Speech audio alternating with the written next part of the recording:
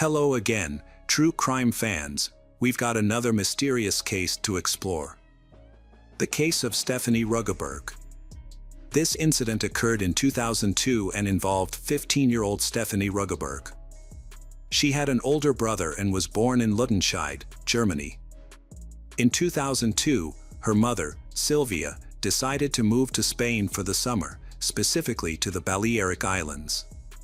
Sylvia had planned to start a new phase in her life after divorcing the father of her children, believing the island would be a great place to rethink things. Sylvia had begun a relationship with a man named Peter.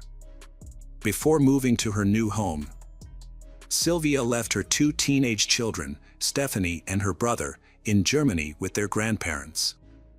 She came to the island first to find an apartment and prepare for the move in the summer. To help with this, she found a temporary job as a manager at a 5-star hotel on the island, working there during the day. Meanwhile, Stephanie and her brother were excited about the holiday and began packing their belongings. On the first day of the summer holidays, Stephanie and her brother went to Mallorca, where their mother, Sylvia, planned to stay for the summer and return in September. She rented an apartment and moved in with Peter and his children. For 15-year-old Stephanie, this was a momentous event. She was eager to embrace life in Mallorca, especially the nightlife, which suited her age and personality. She loved going to parties, quickly making friends with other young people on the island, and often stayed out late, sometimes not coming home for days. She was often seen in bars and clubs, usually with other girls and sometimes with boys. Sylvia was very upset about the situation. Every time Stephanie returned from late-night parties, Sylvia would worry about her daughter, leading to conflict between them. This tension also affected Peter, who often tried to ease Sylvia's worries. Instead of enjoying their time together, Peter felt the need to address Stephanie's behavior in order to restore peace in the family. At the age of 15, Stephanie faced a difficult choice. She wanted to enjoy her time with her friends on the island, but she also felt pressured to listen to her mother. Although Stephanie understood that her actions were causing her family pain, Sylvia tried to convey her concerns to Stephanie. This caused a temporary strain in their relationship, and Stephanie felt hurt for a few days.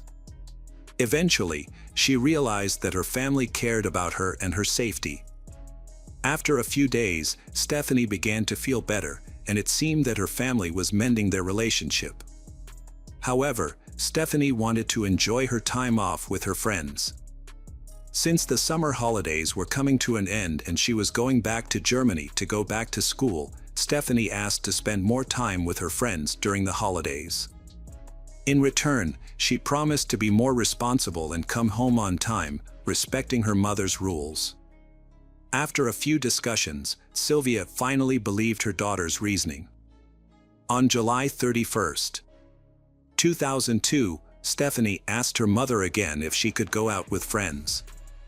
The conversation about school quickly reassured Sylvia. Moreover, Stephanie had been acting responsibly for the past week.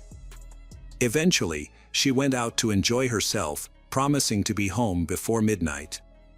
Her family decided not to wait for her and went to bed, hoping she would honor her promise this time.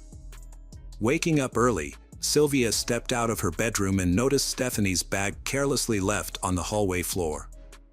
Sylvia immediately suspected that her daughter had come home late and was a bit tipsy, leading her to toss her things aside and head straight to her room. Sylvia intended to take the bag to Stephanie's room and check on her. However, when she entered, Sylvia was surprised to find it empty. It turned out that Peter had woken up before Sylvia but hadn't seen Stephanie. Now, Sylvia was concerned because she had no idea where her daughter was, and the family began to feel anxious. Stephanie had a history of frequent partying and coming home late. Stephanie would even stay with friends or spend the night at parties, sometimes not returning for days.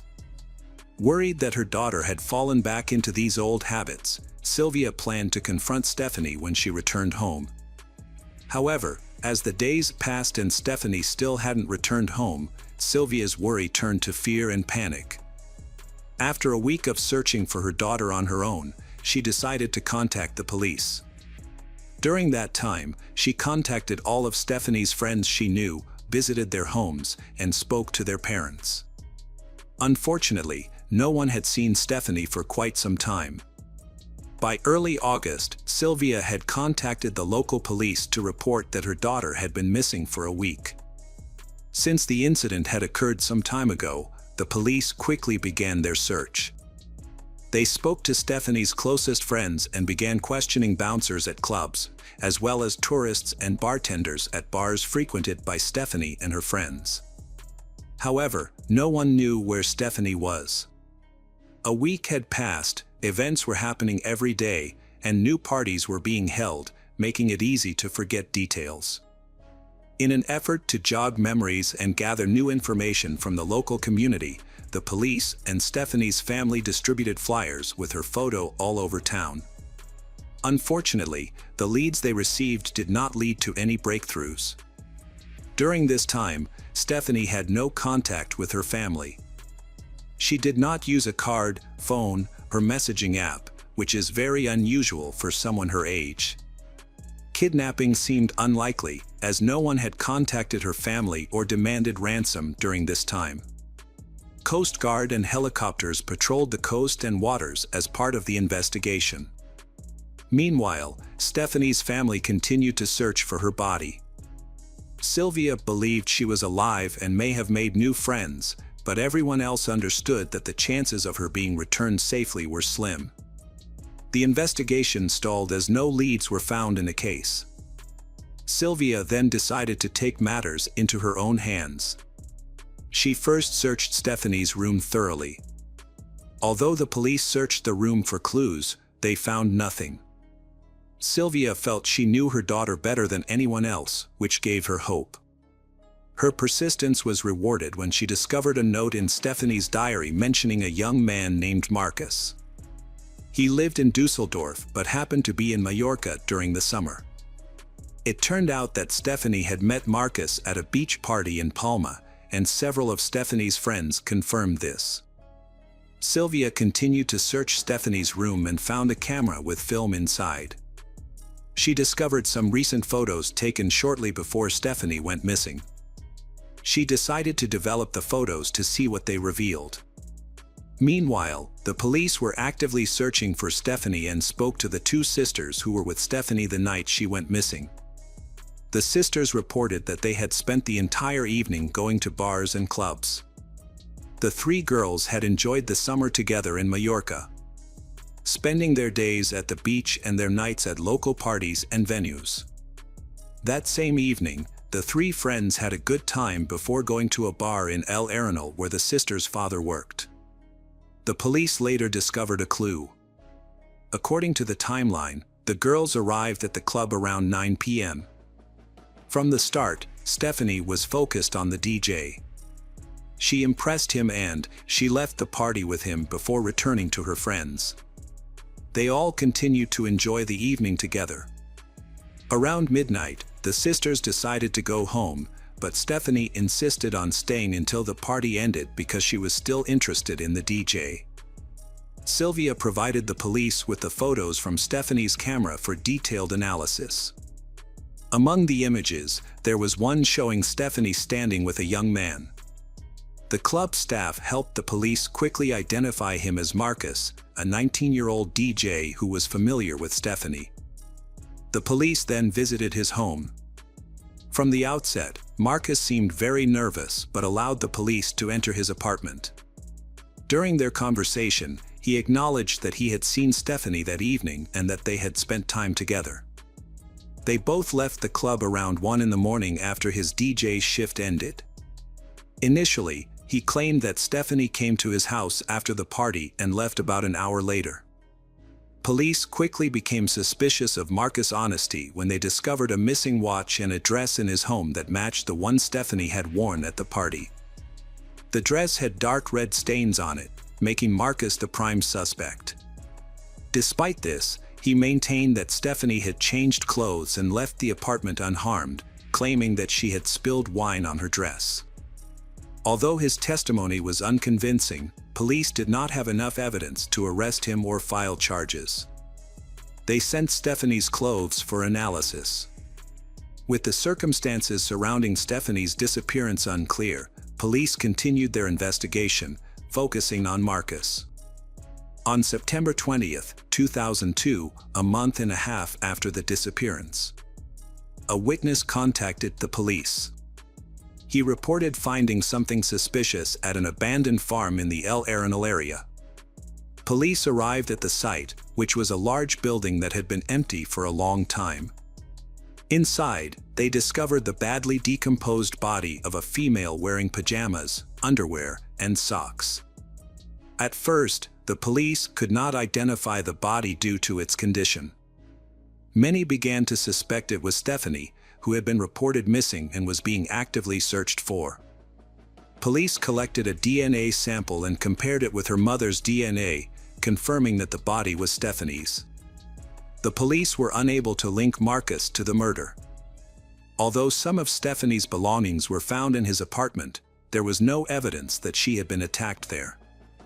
The red stain on her dress turned out to be wine, and Marcus's friends confirmed his alibi about changing clothes.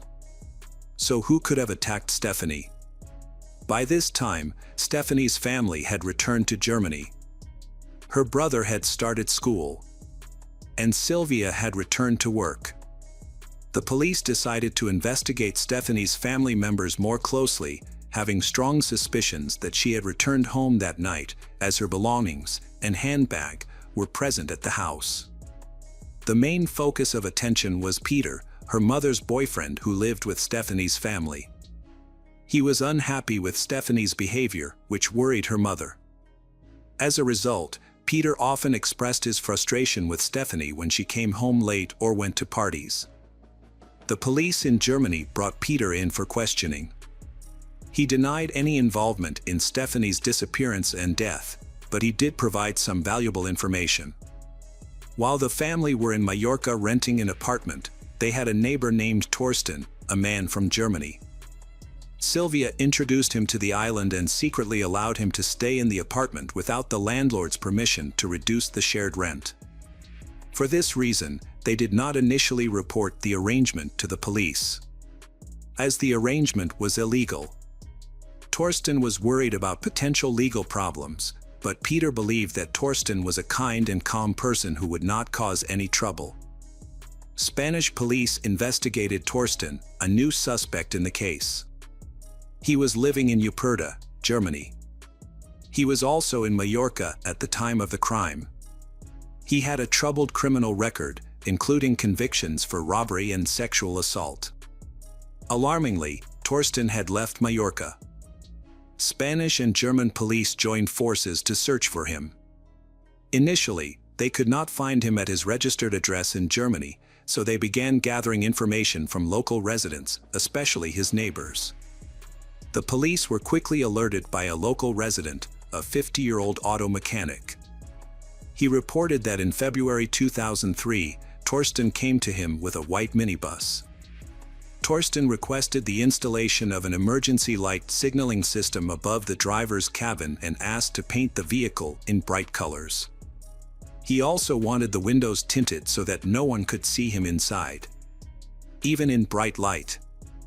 Additionally, he asked to remove the seat and create a large sleeping area, similar to a double bed. The mechanic found several aspects of Torsten's requests suspicious. First, he discovered a receipt for the minibus, which had been rented from a car rental service. This raised a red flag for the mechanic. Why would someone invest in modifying a vehicle that wasn't theirs? Second, he noticed a suspicious bag containing odd items. Strange balls, cable ties, several adult toys, and pills. However, the mechanic did not think much of it at the time. He realized that Torsten was planning to modify the car, and the items in the bag suggested disturbing sexual fantasies.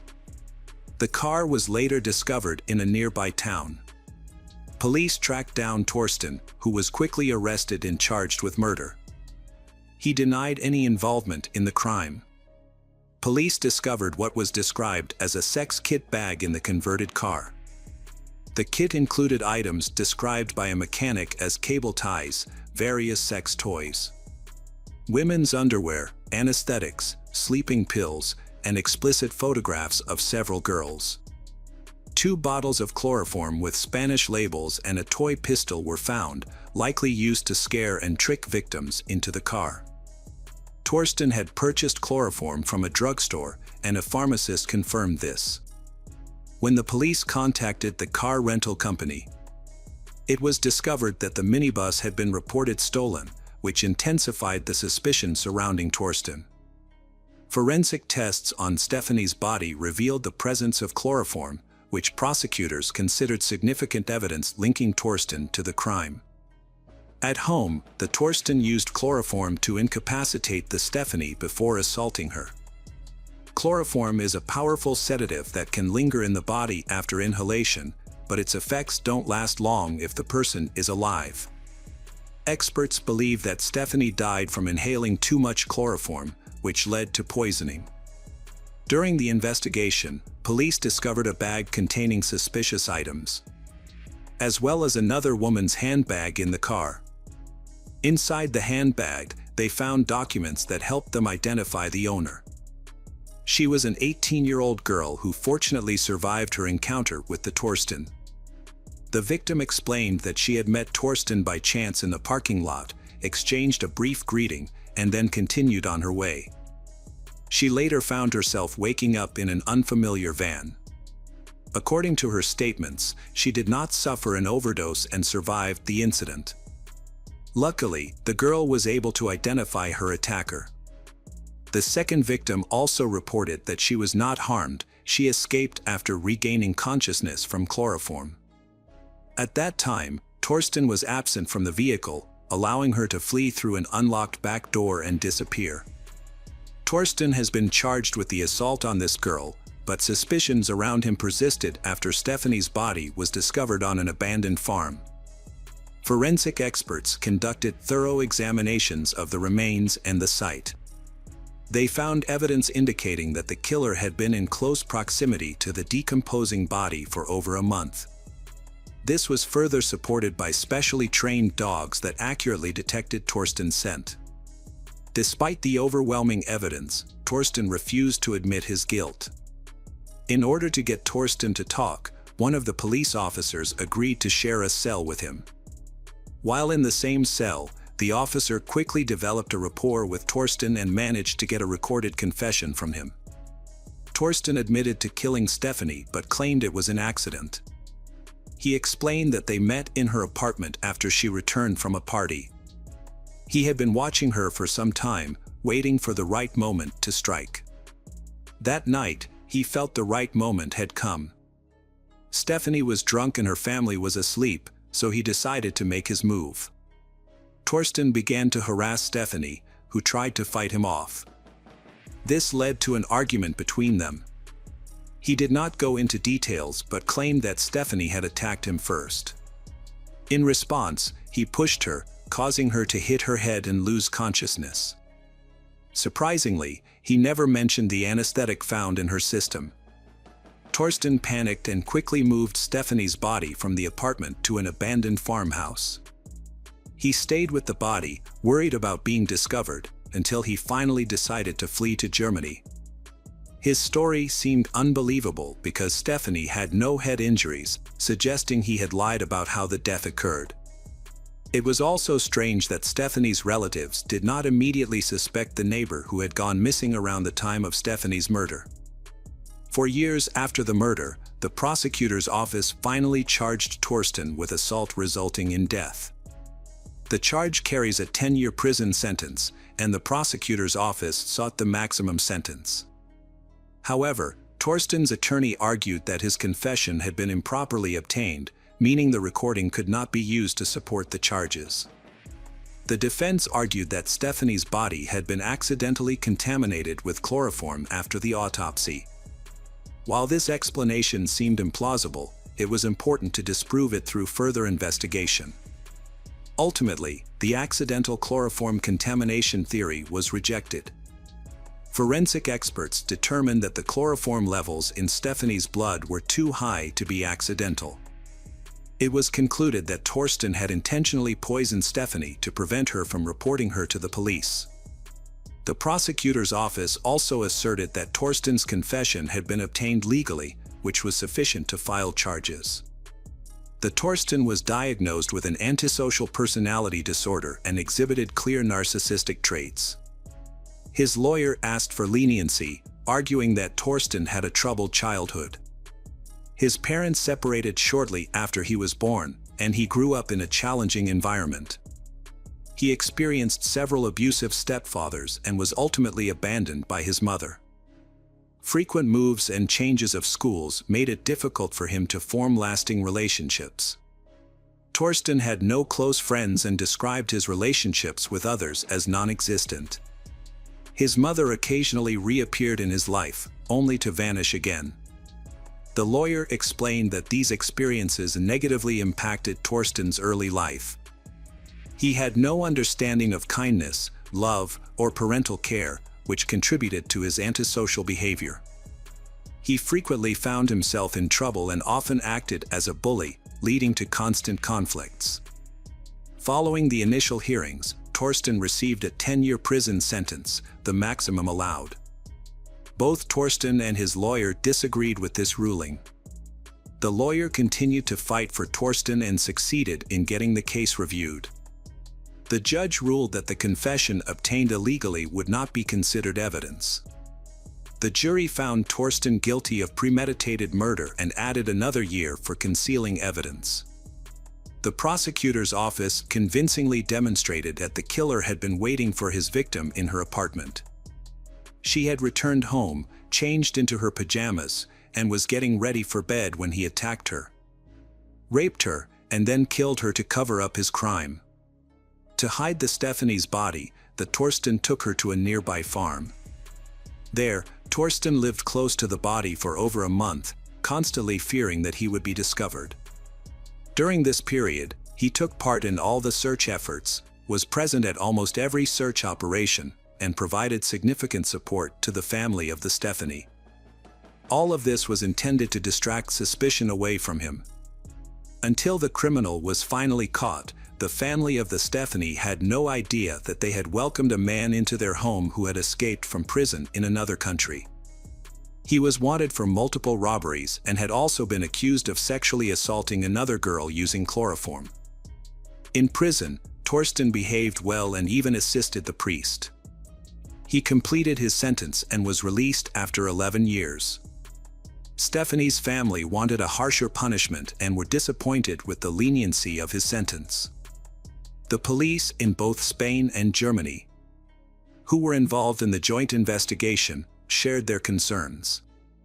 They viewed Torsten as a potential threat, fearing that it was only a matter of time before he would attack again, possibly leading to more rapes and murders. Torsten is currently living in Germany, but his exact location and identity remain unknown. And he has not been involved in any new criminal activities, at least for now.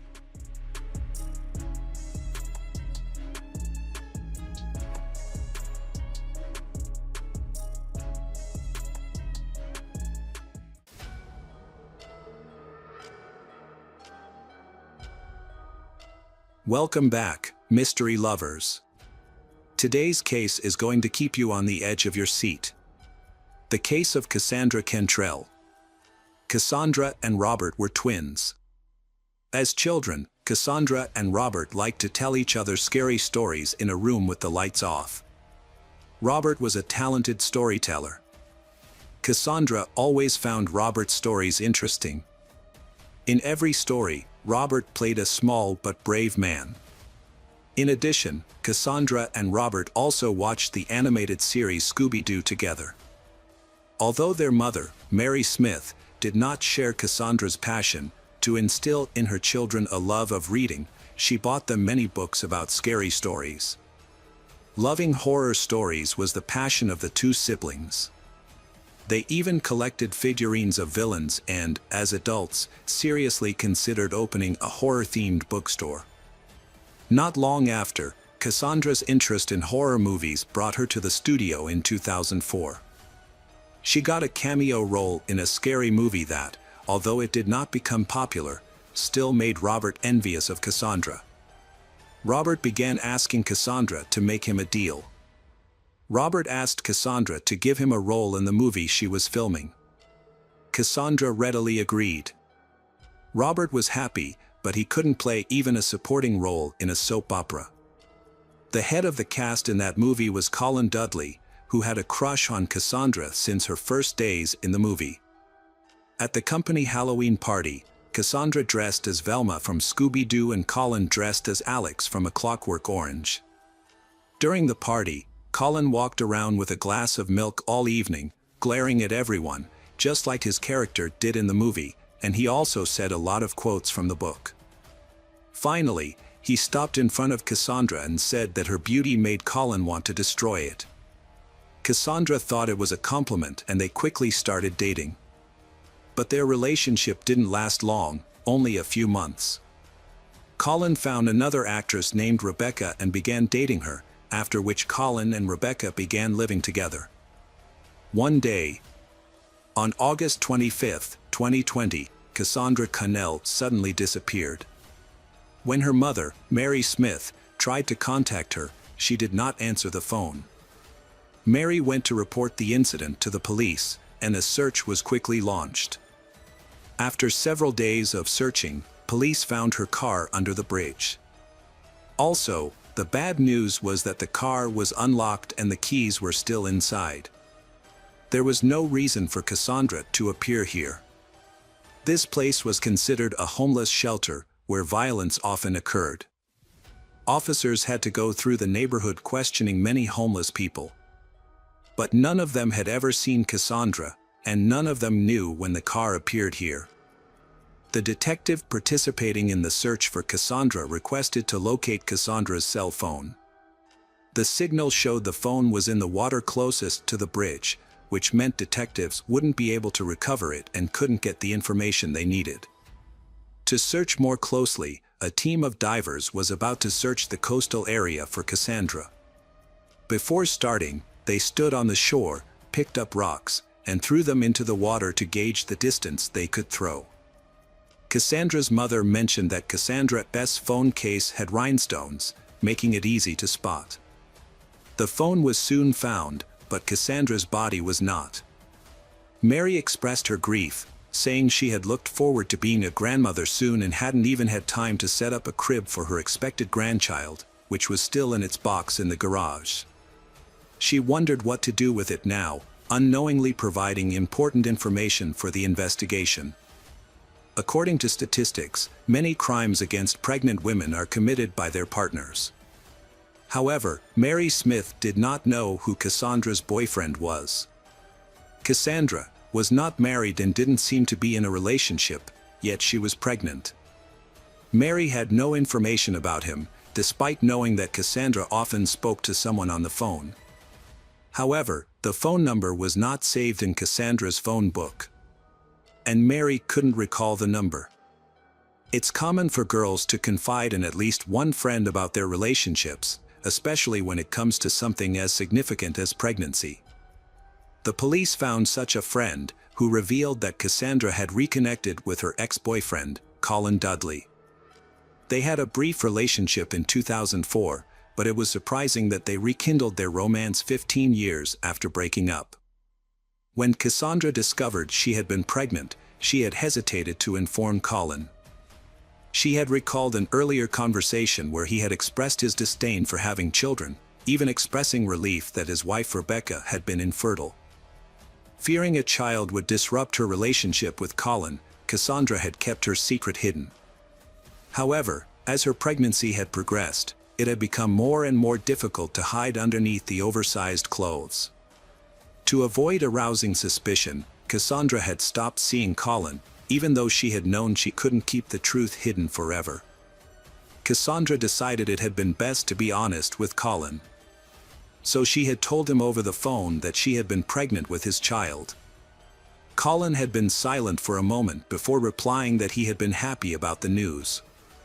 Although his tone had seemed a bit off, Cassandra had believed he had truly felt happy. A detective visited Colin's house and knocked on the door. However, the person who had opened the door had been Rebecca, a detective who introduced herself as Colin's old friend and had asked to meet Colin. Without hesitation, Colin had stepped out from behind Rebecca, closed the door behind him, and walked out of the house with the detective. It had seemed like Colin had been expecting this conversation, even though the detective had yet to formally introduce himself. Colin told the detective that he appreciated the detectives for not revealing any information in front of Rebecca. Colin mentioned that he had heard about Cassandra's disappearance and found it strange, and said that he didn't know where she had gone. He explained that Cassandra had told him about a big argument with her brother, Robert. Colin had advised Cassandra to reconcile with Robert but was unsure whether she would take his advice. The detective already knew about the fight between Cassandra and Robert, as Colin had explained to the detective that it had been just a small family misunderstanding, even though Robert had been extremely upset about it. On the day she disappeared, Cassandra had called Colin and said she wanted to talk, but he had refused because of his ego. Now, Colin blamed himself for her disappearance, believing that if he had met her that day, she might not have disappeared. Colin admitted to the detective that he had not been the nicest person, that he had been secretly dating Cassandra behind Rebecca's back for a long time, and expressed his belief that he would probably be punished for it in the other world. Colin also shared that when his father had passed away in 2014, he had a deep hatred for Rebecca. Rebecca often clashed with her father Colin, accusing him of not understanding her. However, sometimes it turned out that it was actually Rebecca who didn't understand her father. After Colin's father had passed away, Colin had wanted to fulfill one of his wishes. His father had been right about some things, and Colin decided to rekindle his relationship with Cassandra. This meant Colin had to end things with Rebecca. Therefore, for 5 years, Colin had lived a double life, which was extremely difficult. Colin constantly made excuses to come home late, telling Rebecca about fake business trips. Colin even bought a fishing rod even though he didn't like fishing. Colin would tell Rebecca that he was going to the lake when in reality he was visiting Cassandra.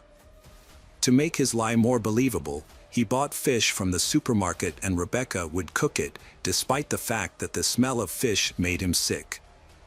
Things took a surprising turn when Colin discovered that Cassandra was pregnant. Colin did not know who the father was, but Cassandra had confided in a close friend that it was Colin. Colin found this hard to believe. She wanted to have a family of her own with Colin, but this was something Colin could not provide for her. Colin assumed she had found someone else, and he assumed that was why Cassandra didn't want to see him anymore. The detective asked Colin when was the last time he had seen her. Colin honestly replied that he didn't remember, but it was probably about 3 or 4 months ago. Colin said that he had run into Cassandra at the mall, but only briefly because Rebecca was trying on clothes, and he had gotten tired of waiting so he walked to the coffee shop. Colin asked the police officer one last time if they had any chance of finding Cassandra alive. The detective replied that they were doing everything they could and asked Colin to believe him. This was not the last time Colin saw the detective. Although Cassandra's phone was unusable, police had obtained her call records.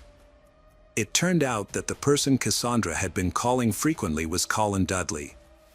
Cassandra had called him often, even on the day she went missing. Police also received CCTV footage from the railway station near where Cassandra's abandoned car was found. The video showed a suspicious man standing out among passengers on the platform. He was wearing a long coat, gloves, and a scarf covering his face. A wide-brimmed hat obscured his eyes, making it impossible for police to see his face clearly. However, the detective noted that the man's gait reminded him of Colin Dudley.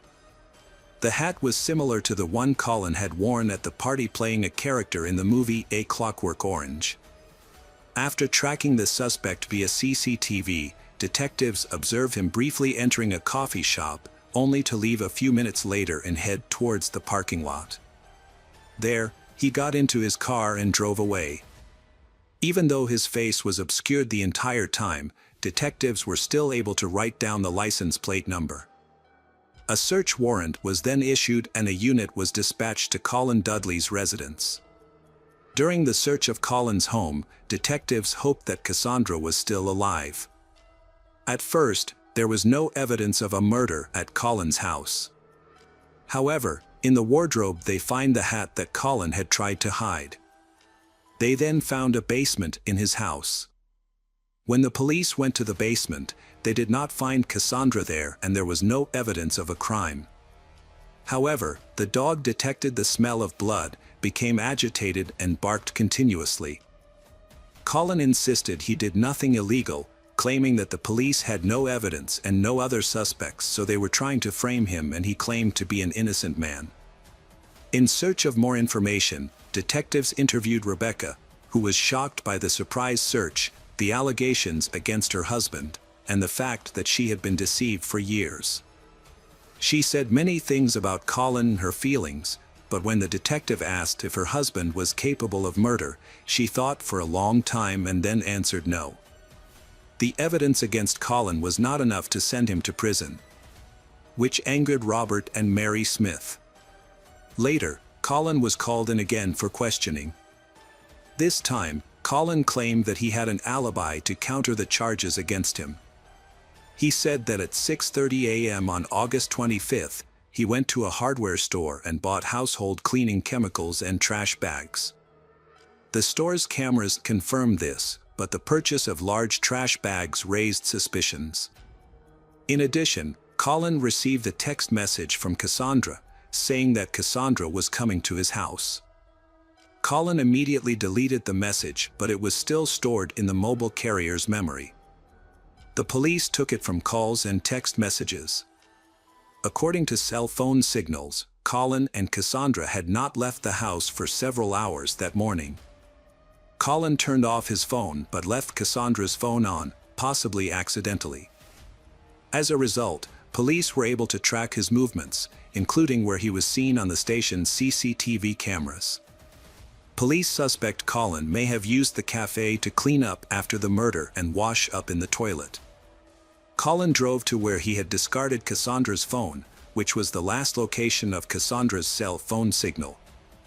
The police need to find Cassandra's body and seize the GPS tracking device on Colin's car to accurately track his route.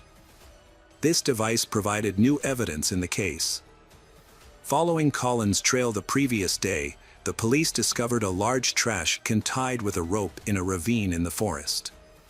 The ground around the bag was covered in blood, and it was clear to see what was inside. The case happened a month ago, so identifying the body was difficult. However, police were able to identify Cassandra's body thanks to a tattoo described in the search notes. Colin was arrested the same day and charged with murder. Forensic examination revealed that Cassandra's death was caused by a fractured skull due to blunt force trauma. During the trial, the police presented Colin Dudley's motive for committing the crime. However, due to a lack of witnesses and physical evidence, including the murder weapon, it was impossible to convince the jury that Colin was guilty. To resolve the case, the court offered Colin a plea deal stating that if he pleaded guilty, he would receive a reduced sentence. Colin accepted the deal and was sentenced to 26 years in prison. Cassandra's mother and brother were deeply saddened by the outcome, as they still grappled with feelings of guilt for not having met Cassandra before her death. They are especially worried about the fact that Colin may one day be released from prison, free to live the rest of his life regardless of the crimes he has committed against their family.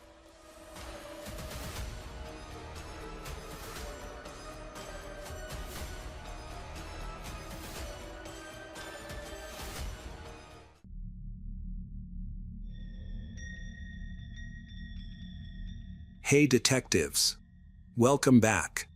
We've got another mysterious case to explore. The case of Christy Lynn Mullins. Christy Lynn Mullins was born on August 28, 1960, in Columbus, Ohio, one of 6 children in a large family. They lived in a quiet neighborhood, away from the noise and chaos of the city. In the summer of 1975, 14-year-old Christy spent most of her days socializing with friends and family, often going to the local neighborhood swimming pool. In late August, Christy babysat for a family friend on the evening of August 22nd. The next day, August 23rd, she woke up around noon and decided to go swimming to cool off. She invited her sister Kim to join her and they went to the residential area. While Kim went swimming, Christy relaxed on a deck chair. A short time later, Kim went ashore and found Christy nowhere to be seen, but Kim decided not to look for her and instead stayed at the pool. Surprisingly, when Kim returned home, Christy was not there. Hours passed and Christy still hadn't come home. Kim became even more worried. She decided to look for Christy and ran into a neighbor who told her that the police had found the body of a young woman a few miles away, but they had not been able to identify it. Kim rushed home to tell her parents, who immediately called the police to report Christy missing. It was very likely that the body found belonged to Christy, so the police directed them to the morgue for identification. Although it was difficult to recognize the identity of the body due to the severely bruised face, Christy's mother eventually accepted that the body was Christy's, her beloved daughter, thanks to the birthmark on her leg. Police later explained to the family what had happened. It turned out that at about 2:30 p.m. that same day, a man reported finding a body in the woods behind the local shopping center. He, his wife, and son had gone there to buy toys, but before entering the store, their son wanted to take a walk on the trail behind the building. This path was a popular walking path leading to a river and the area was famous for its beauty. Together with his parents, the son went for a walk on this trail. During their hike, they came across a disturbing scene about 10 yards down the trail. A man was kneeling on top of someone and repeatedly beating him with a wooden object. When he saw the family, he immediately ran away. The father rushed to the scene and found a seriously injured little girl covered in blood. His wife, who had medical training, checked the victim's pulse, but there was none. The father quickly went to a nearby shopping center and called the police from a store. He and his wife provided investigators with a detailed description of the suspect, who was a tall, slim young man with long black hair, wearing jean shorts and boots, about 20 years old. Police created a sketch of the suspect based on their description and distributed it to patrol officers. However, the investigation of the crime scene yielded no results. The wooden object used as the murder weapon was found, but they discovered no other evidence linking the perpetrator. Notably, the victim's hands were tied with a telephone cord and her bikini top was pulled down. Her t-shirt and shoes were found next to her body. Despite these signs, forensic experts found no evidence that a sexual assault had occurred. Luckily, detectives were able to continue their investigation thanks to new information from Kim, who told them about a conversation between Christy and a friend, Carol. The police summoned Carol. Carol recounted to police a suspicious phone call she had received from a stranger claiming to be a local DJ. The man had called her to talk about a fake cheerleading competition at the state fair, which was supposedly being held behind the local shopping mall. He announced the event would start at 1:45 p.m. and had told Carol to wait for someone at the entrance to the forest trail. The police were skeptical about Carol's story, and when they dug deeper, they discovered many inconsistencies. According to Carol, she had originally planned to attend the event with her sister. But they had run into Christy and her sister on the way. Carol then invited Christy to join her and they left their sisters behind to go to the mall. However, when they arrived at the entrance to the woods, no one appeared and Carol claimed that she had gone to the shopping center to ask for the time. When she turned around, Christy was gone. The police investigation revealed that there had been no cheerleading competitions in town, casting doubt on the reason for Carol and Christy's trip to the woods. Police suspected that the mysterious phone call might have been a ruse to lure Carol into the woods, but they were unable to trace the call to identify the caller. Further investigation revealed discrepancies in Carol's story.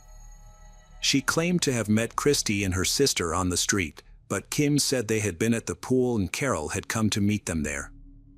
Additionally, Christy's mother reported a strange conversation with Carol later that evening, which raised further suspicions. Carol apologized to Christy's mother and revealed that she had been the intended target of a murder involving two people. However, she quickly retracted her words and left. Christy's mother reported this to the police. The police questioned Carol again, but she denied making a statement and stuck to her original story. Carol was then given a polygraph test, which did not reveal any signs of deception when Carol answered key questions. As a result, investigators shifted focus away from Carol and pursued other leads. Police intensified their search for the killer 3 days after Christy's murder. A police officer patrolling the streets of Columbus spotted a man who bore a striking resemblance to a sketch of Christy's killer. Patrol officers quickly called detectives to the scene and asked Jack to accompany them to the station for questioning. The man, Jack Carmen, 25, agreed to go with them. However, the police soon realized that Jack was severely mentally disabled, with an IQ of about 50 points. Results based on many different tests. As a result, Jack had limited communication skills and could not read or write. He was cared for by a specialist medical facility and lived in a supervised apartment. Despite these challenges, detectives could not ignore the striking resemblance between Jack and the composite sketch of the suspect in Christy's case. The interrogation process was extremely difficult due to Jack's limited ability to understand and answer questions. Most of the time, he just answered with one word or stayed silent. The detectives began to question whether Jack was capable of fully understanding their questions. To improve the situation, they had to ask very simple and specific questions. After 6 hours of questioning, detectives were finally starting to get results. They were finally able to extract a confession from Jack. According to his testimony, on the day in question he had left his apartment, taken the bus to the shopping center and bought a shirt and pants. As Jack walked through the parking lot, he saw Christy sitting on a fence near the entrance to a wooded trail. He approached her, tied her up by tying her hands, and then dragged her into the woods where he carried out the assault. After the attack, Christy tried to run away, but Jack quickly caught up with her. He picked up a nearby piece of wood and repeatedly hit her in the head. Jack then ran to the main road in front of the shopping center and boarded the bus. The next day, police took Jack to the forest where he allegedly committed the crime. There, he pointed out the exact spot and provided specific details that only the perpetrator would know, including the fact that the piece of wood used to strike the victim broke in half. Investigators also verified the testimony, asking the couple who found Christy to identify the person they had seen on the day of the incident. Both identified the man they had seen as Jack. As a result, Jack was charged with multiple offenses, including assault and murder. The prosecution chose to include it in the charges. The prosecutor initially sought the death penalty, but Jack's lawyer negotiated a deal. In exchange for a life sentence, Jack would plead guilty before the judge, thereby avoiding execution. The case moved swiftly, with thousands of people following. Just 11 days after the murder, on September 3rd, Jack was sentenced to life in prison. However, after the trial, public opinion began to shift, and many people started to question Jack's guilt.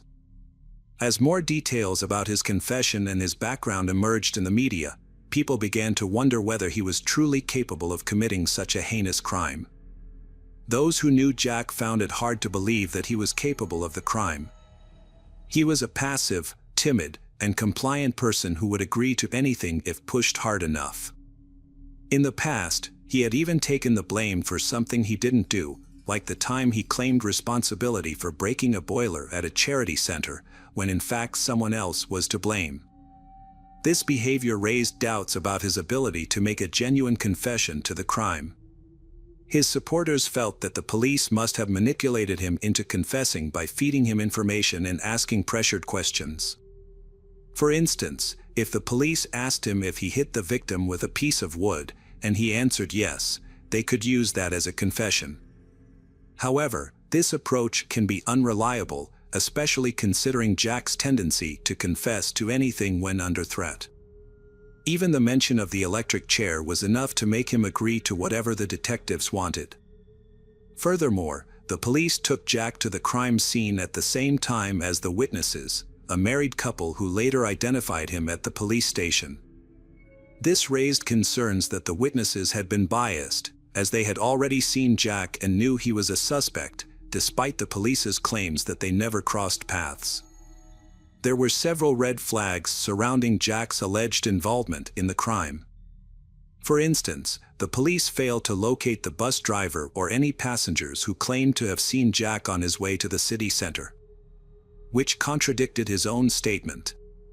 Moreover, multiple people at the charity organization building where Jack lived and worked said to have seen him at around 1:30 p.m. This created a major timing issue. Even if Jack had left immediately after being seen by these witnesses, the bus ride to the shopping center on the outskirts of town would have taken at least 40 minutes. Given the crime was committed at 1:50 p.m., it was logistically impossible for Jack to have made it on time. This cast serious doubts about Jack's guilt and raised suspicions that the police may have coerced his confession. Christie's parents, too, began questioning whether Jack was the true culprit. At the height of the controversy, approximately 70 individuals gathered in front of City Hall on September 9th to draw attention to the case and advocate for a comprehensive investigation. They established a public committee aimed at securing justice for Jack. As a result, Jack was assigned a new lawyer, who swiftly petitioned for a case review. After several months, a judge dismissed Jack's original confession and ordered a new trial, putting the onus on the prosecution to establish his guilt from the beginning. This marked a daunting challenge for the prosecution, making their case almost unviable. Norman Mills, Christie's father, began his own investigation while preparations for the new trial were underway. Dissatisfied with the way the detectives had worked, Norman took matters into his own hands.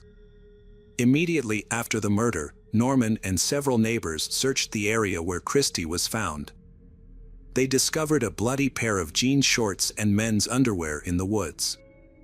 They turned the items over to the police, who had initially missed them. It was unclear whether these items were related to the case or if they had been examined for evidence. Jack's new trial began in 1977, 2 years after the murder. The defense had two tasks: first and foremost, to prove Jack's innocence and also to try to identify the real killer. In fact, they already had a pretty strong candidate for the role, who they considered to be the prime suspect. The man who found Christ's body along with his wife was Henry Newell, who was 25 years old at the time of the murder. At the beginning of the trial, Jack's lawyers had amassed an impressive list of reasons to suspect Henry of murder, and during the trial, the list grew even longer. Initially, Henry attracted attention because of his criminal record. Beginning in his teenage years, he had been arrested multiple times for various crimes, serving 3 prison sentences. He had successfully escaped from prison twice before being captured and brought back. At the time of Jack's trial, he was serving his 4th sentence, this time for burning down a house to collect insurance money. Lawyers also reviewed evidence from Christ's case and found some very suspicious details in his testimony. Henry said he had found her body, ran over, and threw a bloody piece of wood aside. He explained this by saying that he was in a state of shock at the time. But acting like that still seemed odd. Why did he pick up the murder weapon and throw it from his body for no apparent reason? He also testified that he thought the girl was still alive, so he took off his shirt and pressed it to her face. This action also raised questions. Did he actually try to stop the bleeding, or was his shirt stained with blood during the murder, and he needed to justify it somehow? Jack's lawyer found a store clerk in the mall where Henry had run to call the police. She said he was not wearing a shirt but was wearing jean shorts, although by the time police arrived, he was wearing a different pair of pants. The employee also confirmed that Henry had a new bruise on his face, as if someone had hit him. When asked why she didn't immediately report this to the police, she said no one had asked her. The officers themselves should have noticed this bruising but ignored it. Henry also agreed to take a polygraph test, but he ended up vomiting right on the machine. Another witness was Henry's neighbor, who said that on the night of the murder, he had talked to Henry and noticed many new scratches on his hands. The man also mentioned seeing a telephone cord in Henry's garage that was the same color and shape as the cord used to tie the victim's hands. That's not all. The neighbor said that Henry had once told him a very strange story. He claimed to know Chris's 14-year-old friend Carol and that they had once swum naked together in the pool. This story shocked everyone involved in the case. It turned out that Henry was acquainted with Carol, who was also directly involved in the case. His wife, Pam, also testified in court, saying everything had happened exactly as they told police on the first day.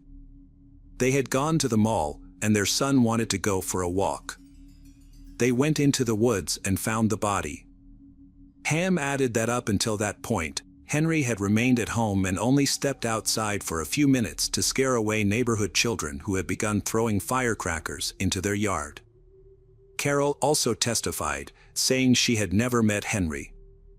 She was also asked about her intentions in telling Chris's mother that things should not have escalated to this point, but Carol again claimed she did not remember saying anything like that. Henry himself repeated his story without any changes and insisted that he had nothing to do with the crime. One of the most important moments of the trial was the showing of the entire recording of Jack's interrogation. After watching it, it became clear to everyone that Jack had simply been forced to confirm the detective's words that he had committed murder. Jack barely said anything and didn't seem to fully understand what the police wanted from him. But that was not the most important moment of the trial. On the fifth day, another unexpected witness appeared. It was Bobby, Henry's stepson, and his testimony truly shocked everyone following the case. Bobby revealed that that day, Henry had indeed gone out of the house to chase away the children who had thrown firecrackers into the yard. When Henry returned home, his shirt and sandals were missing, and Henry had scars on his hands and face. Bobby was told by his parents that they would be going to the shopping center, but when they arrived, they instead took him on a walk in the woods behind the center. Bobby claims he never asked to go for a walk, which contradicts what his parents initially said. During the walk, they found Henry's torn sandal and then Christy's body. Bobby's mother instructed him not to tell anyone about what he saw. At the trial, Bobby's grandmother testified about a disturbing comment made by Henry during Christy's farewell ceremony. After expressing her sadness about Christy's death, Henry replied, "It will teach her to keep her mouth shut." Another witness, Henry's friend, came forward and said that Henry had confessed to him that he accidentally killed Christy. Although the evidence clearly pointed to Henry's involvement, the prosecutor surprisingly announced that they would not pursue a case against Henry. The prosecutor also claimed that the initial investigation was handled correctly, despite acknowledging that the police missed or ignored many clues from the beginning. The public was outraged by this decision, leading the prosecutor to change his mind 2 days later and agree to reopen the investigation into Christy's death. Christy's father refused to give up on seeking justice and filed a civil lawsuit against Jack, but not because he believed Jack was involved in the murder. Rather, he hoped to gain access to the case files and gather more information. Unfortunately, this effort also proved unsuccessful. The case had remained stagnant until 2013, when Henry died of terminal cancer. Despite this, in the same year, Former attorney John Aller became interested in the case and conducted his own investigation. He contacted all parties involved in gathering new information. Christie's relatives had provided John with a box of records that Christie's father had collected.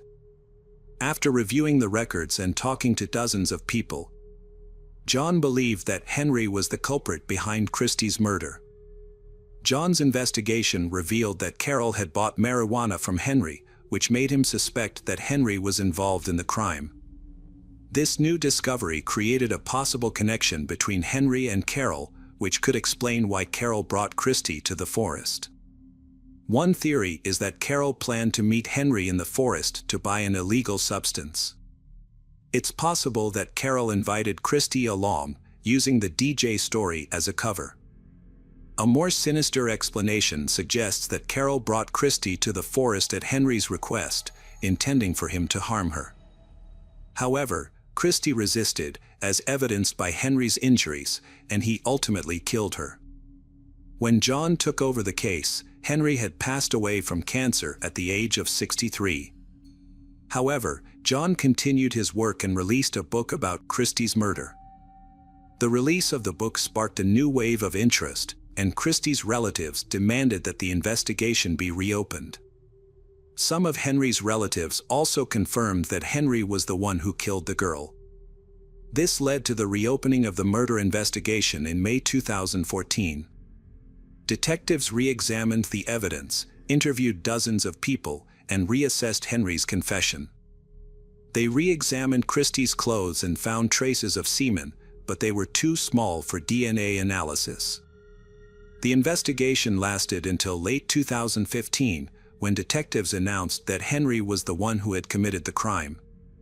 But because he had passed away, the case could not go to court.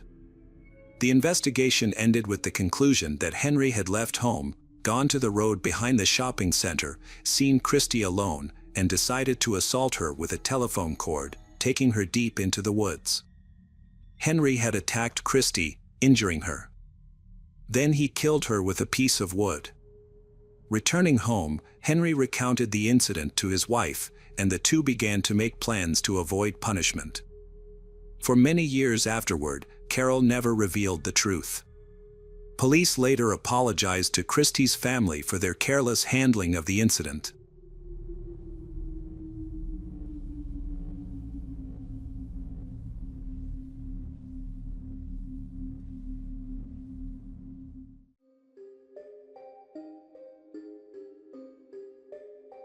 Hi there, investigators.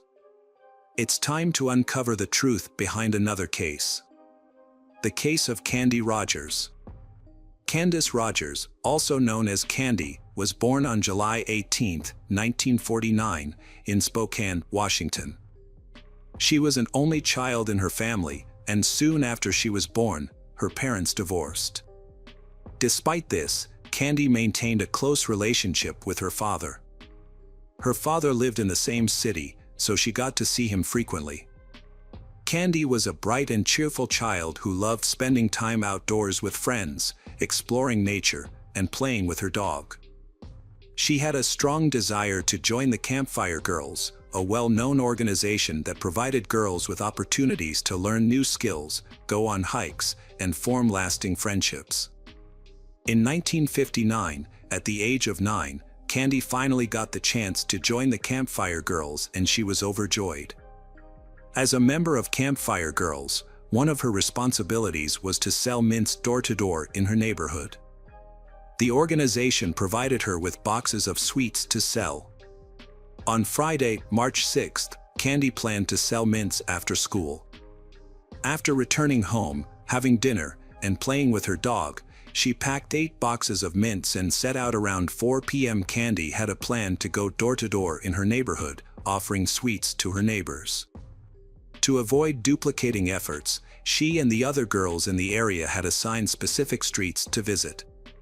However, when Candy failed to return home by 6 p.m. as expected, her mom started to worry.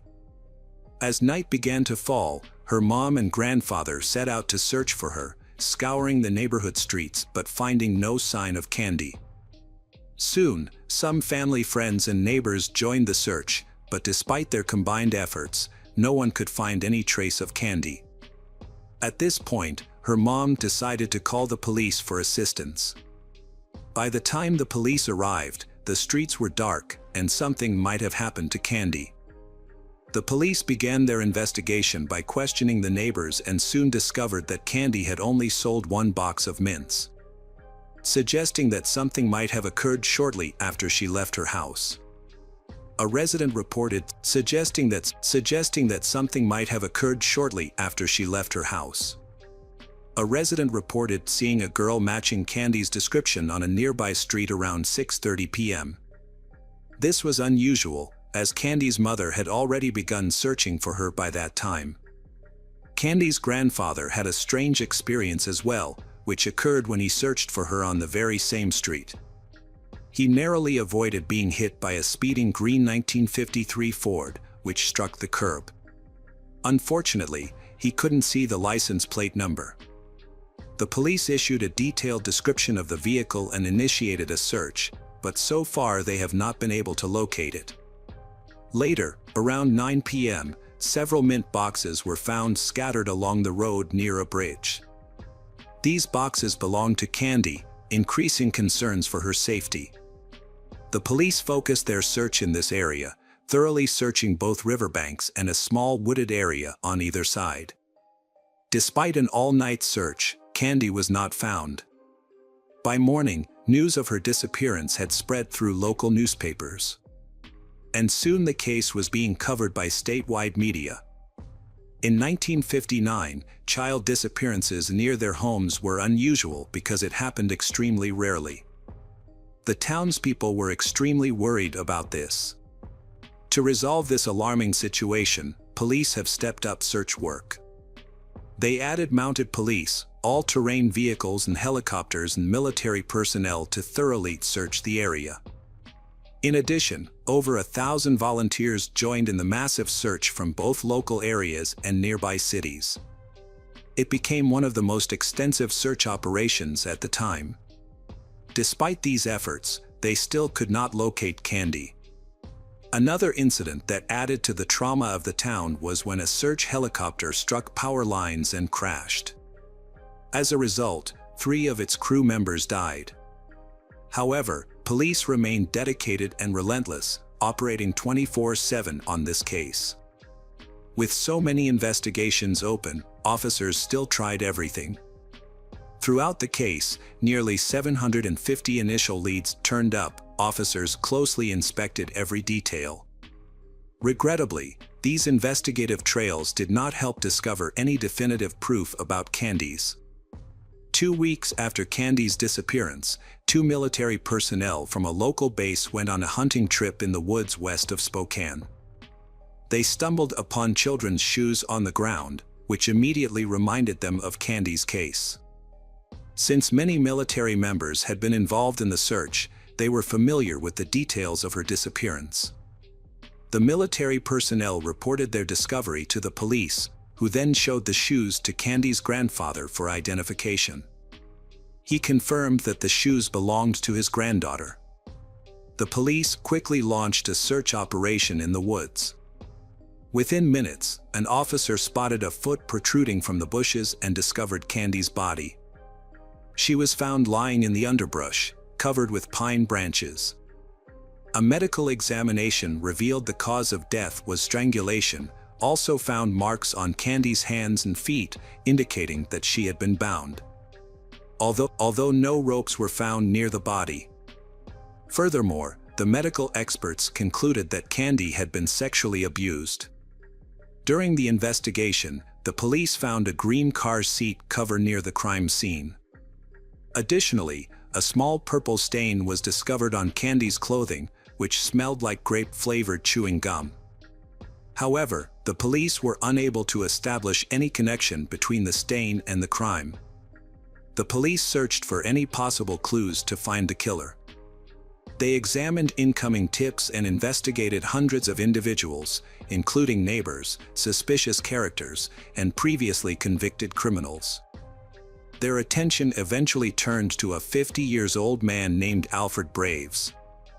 Alfred became a suspect due to unusual circumstances. He took his own life on the same day Candy's body was discovered, in his car, near where the mint boxes were found. He also lived close to Candy's home. When police found Alfred's body, they discovered a rope and woman's hair pins in his car. After searching Alfred's house, police found numerous newspapers about sexual crimes against women and girls. They also learned that several women had accused him of harassment, and his wife suspected him of Candy's murder. However, investigators were unable to find any evidence directly linking Alfred to Candy's murder. Despite their reluctance, detectives had to eliminate him from the suspect list, as they did not have enough evidence to prove his guilt. As a result, they began investigating other suspects. Several months after the murder, the police had compiled an extensive list of suspects, but despite their diligent efforts, the investigation has made no new progress. Later, the investigators turned their attention to a new suspect, a serial killer named Hugh Morse. Hugh was arrested in 1961 for a string of crimes, and two factors made him a person of interest in Candy's case. Firstly, he was known for constantly chewing grape-flavored gum, which was similar to a substance found on Candy's clothing. Additionally, Hugh had killed two women in Spokane just a few months after Candy's death. Hugh's history of violence was also a concern. His first arrest was for assaulting a woman, but he received no serious consequences, merely being discharged from the army, where he was serving at the time. Hugh committed a string of robberies in Los Angeles, but only served 6 months in jail. After his release, he lured two 8-year-old girls to a secluded area with the promise of ice cream and then sexually assaulted them. Despite being arrested again, he managed to avoid prison time. A medical commission evaluated him and deemed him a sexual psychopath, leading to his placement in a mental health facility. 2 years later, doctors believed he was cured and released him from the facility. Hugh then moved to Spokane, where he began spying on women through their windows. In November 1959, Hugh broke into the home of a 28-year-old woman, assaulted her, and ultimately killed her. 10 months later, he entered the residence of a 69-year-old woman and repeated the same violent actions. A month after that, he attacked another woman, stabbing her multiple times, but she survived the assault. Hugh continued to travel from city to city, committing numerous crimes, including attacking women and girls with a knife, sexually assaulting them, and killing 2 more victims. His crimes eventually caught the attention of the FBI, and he was added to the list of the country's 10 most wanted criminals. He was eventually captured and sentenced to multiple life terms in prison. While serving his sentence, Hugh attempted to take his own life, but was saved by the prison guards and continued to serve out his sentence. Detectives investigating Candy's case visited him in prison multiple times, but he consistently denied any involvement in the crime. A polygraph test was also administered, which suggested he was telling the truth. However, lie detector test results are not considered reliable because their accuracy is only relative. Despite the lack of evidence, but investigators initially considered Hugh a primary suspect. Due to his background and the fact that he lived in Spokane at the time of the murder. However, he continued to deny any involvement and police were unable to find any evidence to prove his involvement in the crime. The investigation then shifted focus to another suspect, 49-year-old Howard Barnett. He was arrested in February 1960 on suspicion of molesting a minor girl. Before taking his own life in his cell at the Spokane police station, Barnett wrote a cryptic message in his own blood on the wall, stating, "I have a sin before the Lord." Detectives then began investigating Barnett's potential involvement in the crime, but they were once again unable to find any evidence of his guilt. Howard remained a primary suspect in the case due to his proximity to Candy's residence. Despite years of investigation, police continued to follow new leads and examine other potential suspects. A woman eventually came forward claiming to have seen a green car following Candy on the day she disappeared. Police refocused on locating the vehicle, but this lead ultimately yielded no results. It was notable that the woman waited many years to share this information. The case was reopened at various times, but each time investigators reached a dead end. Throughout the investigation, police not only had to pursue new leads but also had to verify the validity of confessions. 13 people gave false confessions to the crime. However, none of them were able to provide specific details that only the actual killer would have known. Instead, they often repeated details previously reported in the media. High-profile cases often exhibit unexpected and surprising behaviors, such as false confessions. In the case of Candy's murder, numerous detectives worked on the case over time, but none were able to solve it. This crime stood out as one of the most prominent and mysterious in the city and state. Before the murder, parents felt safe letting their children play outside, but the case led many to reconsider their views on safety. Years later, in the early 2000s, the case was reopened, and a new detective decided to use modern technologies to re-examine the evidence. Fortunately, the police had carefully collected and preserved the evidence in 1959, including a sample of male semen on Candy's clothing. Despite being stored for decades, experts were able to re-examine the sample, although it extremely challenging due to its age. After a lengthy investigation, experts finally extracted a DNA profile from the evidence and uploaded it to the FBI database. However, a search of the database yielded no matches. Further cross-examination of the profile with numerous suspect samples also proved unsuccessful. For many years, suspicion fell on Hugh Morse, but forensic evidence revealed no link between him and the crime. This lack of progress brought the investigation to a halt once again. Although the police had the killer's DNA, they struggled to identify the perpetrator. In 2021, a new detective reopened the case and decided to employ a new approach: genetic genealogy. This innovative method had already solved numerous cold cases and offered hope for finally resolving the standing mystery surrounding Candy's murder. The detective reached out to multiple labs that specialized in this type of analysis but was met with disappointment once again. To use this method, experts needed the original DNA sample, which was a challenge. Several labs attempted to work with the semen sample, but each concluded that it had degraded too much, making it impossible to extract the necessary information. The detective then consulted the final lab, which led to a long-awaited important discovery. With the help of state-of-the-art tools, the experts were able to successfully analyze the sample and obtain the perpetrator's DNA profile. This profile is then uploaded to a genealogy database to begin searching for the DNA owner's relatives. After a thorough investigation involving thousands of individuals, researchers pinpointed one family as the likely source of the DNA sample. They discovered that the DNA probably belonged to one of 3 brothers, all of whom had passed away. However, the team found that one brother had a daughter, and the police reached out to her for assistance. The daughter was shocked by the possibility that her father might be the killer, but she immediately agreed to help. She provided a DNA sample, proving that she was closely related to the person whose semen was found on Candy's clothing. With this new information, detectives obtained a court order to exhume her father's remains. A DNA profile extracted from the remains revealed a complete match with the DNA found on Candy's clothing, identifying the killer as John Hoff, 62 years after the crime. Hoff had never been a suspect despite hundreds of others being investigated over the years. Detectives investigating Hoff's biography uncovered his involvement in multiple crimes. At the time of Candy's murder, Hoff was 20 years old and lived close to her house, less than a mile away. He was also a soldier in the army, stationed at a nearby base, where Candy's body was found.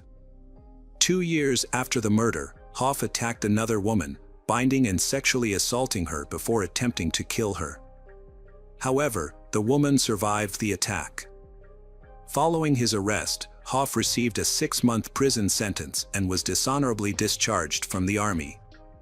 After his release, Hoff started a family, having 2 sons and 2 daughters, and he living an ordinary life.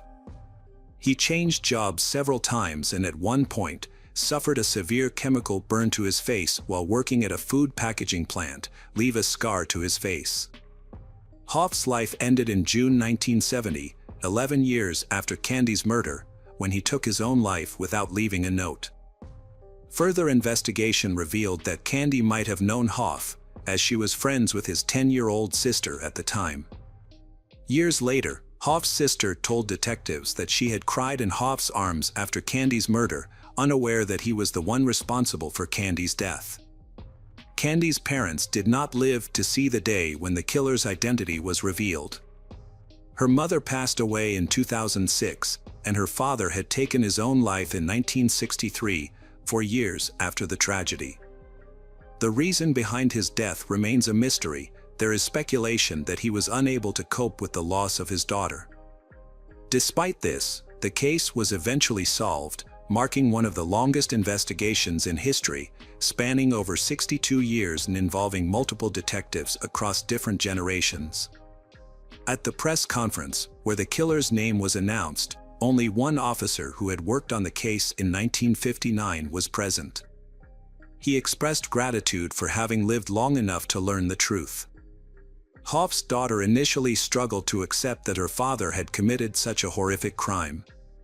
However, she eventually came to terms with the fact, referring to her father as a monster who took an innocent life. She expressed regret that he was not held accountable during his lifetime. A chilling coincidence is that Hoff took his own life when his daughter was 9 years old. The same age as Candy was when she was killed.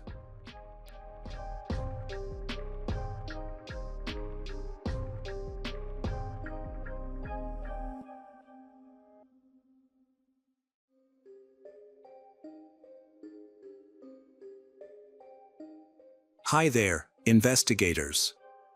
It's time to uncover the truth behind another case. The case of Megan Newton. Megan Newton was born in 2001 to Michael and Sarah, and she also has a half-sister named Demi. Megan spends most of her time with her mother, Sarah. The two have a very close bond. They are like best friends, and Megan never hides anything from her mother. Sarah often consults her daughter on various important issues. Mother, she finds that Megan has shown wisdom beyond her years. Sarah describes her daughter as very ambitious, energetic, and easygoing. Megan's friends also describe her as humorous, compassionate, and thoughtful. Megan describes herself as having a heart of gold. Ever since she was a child, she has always been willing to help others. During her elementary school years, Megan became acquainted with a friend who had just moved from China to England. Because her English is limited and she often has difficulty learning and communicating, her teacher decides to assign Megan to help her new friend. Hoping that Megan's compassion and helpful nature will help her adapt quickly. Megan is very helpful and overcomes the language barrier to support her classmate. Megan's kindness and openness continued as she grew older, showing through her passion for sports, especially soccer. She joined the Stoke-on-Trent girls' soccer team and spent her weekends coaching girls under 7. Megan hopes to win a sports scholarship to the United States because she loves soccer and wants to pursue a career in the field. Megan even showed her love for the game by getting a small tattoo of a soccer boot. After completing her studies, Megan began her university journey with the goal of becoming a sports therapist or physiotherapist. This was a milestone as she was the first member of her family to attend a higher education institution. Megan Newton was a talented young student, ready for a bright future. Megan had been living an independent life, confident in her ability to plan and make decisions. She had moved into her own flat in a high-rise building on Fletcher Road. One night, Megan decided to go out with friends to a nightclub in Hanley. They spent the night dancing, drinking, and having fun. Early on Saturday morning, before 3 a.m., Megan took a taxi home with a friend and a young man. The next morning, a neighbor discovered a set of keys near the building with blood stains. These keys were handed to a housing officer, who noticed the blood splatter and decided to check on the occupants of the flat. When they entered the apartment with a neighbor, they witnessed a horrific scene. Megan's body was found on the bed, naked, bloody and lying face down. Megan had been stabbed multiple times with a kitchen knife, which was found near the scene of the murder. Identification documents identified the victim as Megan Newton, helping police identify the innocent young woman who was murdered in her bedroom. When the police arrived at the scene, they quickly informed Megan's family of the painful end. The family went to the morgue to identify their daughter. The police and forensics cordoned off the crime scene and collected vital information at Megan's apartment. The autopsy revealed the horrific extent of the attack she had suffered. Megan had been strangled, rendered unconscious, and then stabbed 9 times in the back, puncturing both lungs. There was also evidence of sexual assault. The fatal weapon, a kitchen knife, was found in Megan's home. The autopsy revealed that it was the stab wounds that led to Megan Newton's death. The bloody knife and apartment key were sent to the lab for forensic analysis, hoping to find the killer's DNA. It is suspected that the killer accidentally dropped the key when leaving Megan's apartment after the crime. Police began gathering information from Megan's acquaintances and relatives. Through this, they determined that Megan spent the evening at a club before calling a taxi home early in the morning. Police have been closely examining surveillance footage from the area near the nightclub and Megan's route home to track her final movements. Police are particularly interested in footage that shows Megan getting into a taxi with a friend and an unidentified young man. Another video from inside Megan's apartment complex showed the same young man as before, this time appearing on the premises. Fortunately, a camera was placed in a common hallway, giving police a clear view of the entrance to Megan's apartment, especially on the night of the crime. The police's goal is to identify the killer by carefully analyzing video footage from that night. At approximately 3:44 a.m., Megan and the young man she had shared a taxi with about an hour earlier entered the lobby of the apartment building. The two headed toward her apartment, with Megan appearing cheerful. When she reached the door, Megan used her key to unlock it and the two entered. The camera captured the moment as Megan unlocked the door. The young man standing behind her looked around the area, even looking into the camera. This behavior led the police to suspect that the young man may have intended to harm Megan. A closer look at video footage from the rest of that night revealed that the young man left the apartment the next morning at approximately 5:54 a.m. He attempted to leave the building but realized he did not have the key to the door. He returned to Megan's apartment, retrieved the key, and left. An outside surveillance camera captured him throwing an object, and a neighbor later discovered the apartment key was stained with blood. The camera also recorded him leaving the scene. He checked his hands and they appeared to be bloody. The police identified this young man as the main suspect. Police investigating the Megan Newton case investigated the surveillance footage and discovered that a man named Joseph Trevor had approached the nightclub, got into the same taxi as Megan, and then went to her apartment. Joseph Trevor is an 18-year-old boy from a family where both parents are police officers.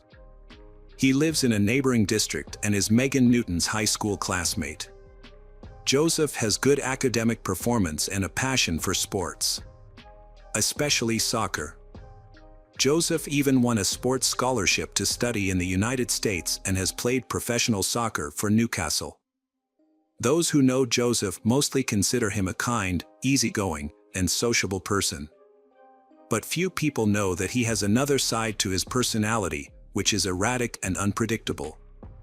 Joseph can switch from being cheerful and engaging to being withdrawn, rude, and abrupt without any apparent reason. However, when the police investigated the Megan Newton case, they began to focus on Joseph's past. About 3 years ago, when Joseph was 15, he was accused by someone else of forcing a girl to have intimate contact, although the attempt was unsuccessful and Joseph was not charged or imprisoned, but many people at school knew about the incident. The police discovered that Joseph had also attended a party with friends the night before. They met at a bar, where Megan was also present. Although they knew each other from school, they only said hello and continued to enjoy their private time. However, Joseph did not stay at the bar for long. Security found him with a package of white powder suspected to be drugs, so they took him outside and called the police. When police arrived at the scene, they arrested Joseph and took him to a nearby police station. The police may have known that Joseph's parents were also police officers, so Joseph was released shortly thereafter. The police confiscated the ketamine and advised Joseph to return home and avoid using illegal drugs. Against the police's advice, Joseph did not return home. He went straight back to the club where Megan was. Joseph was then denied entry to the club. At 2:40 a.m., after Megan left the club, she ran into Joseph in the taxi queue. Joseph told Megan what had happened at the police station. Joseph expressed his concern about being scolded by his parents for drinking too much.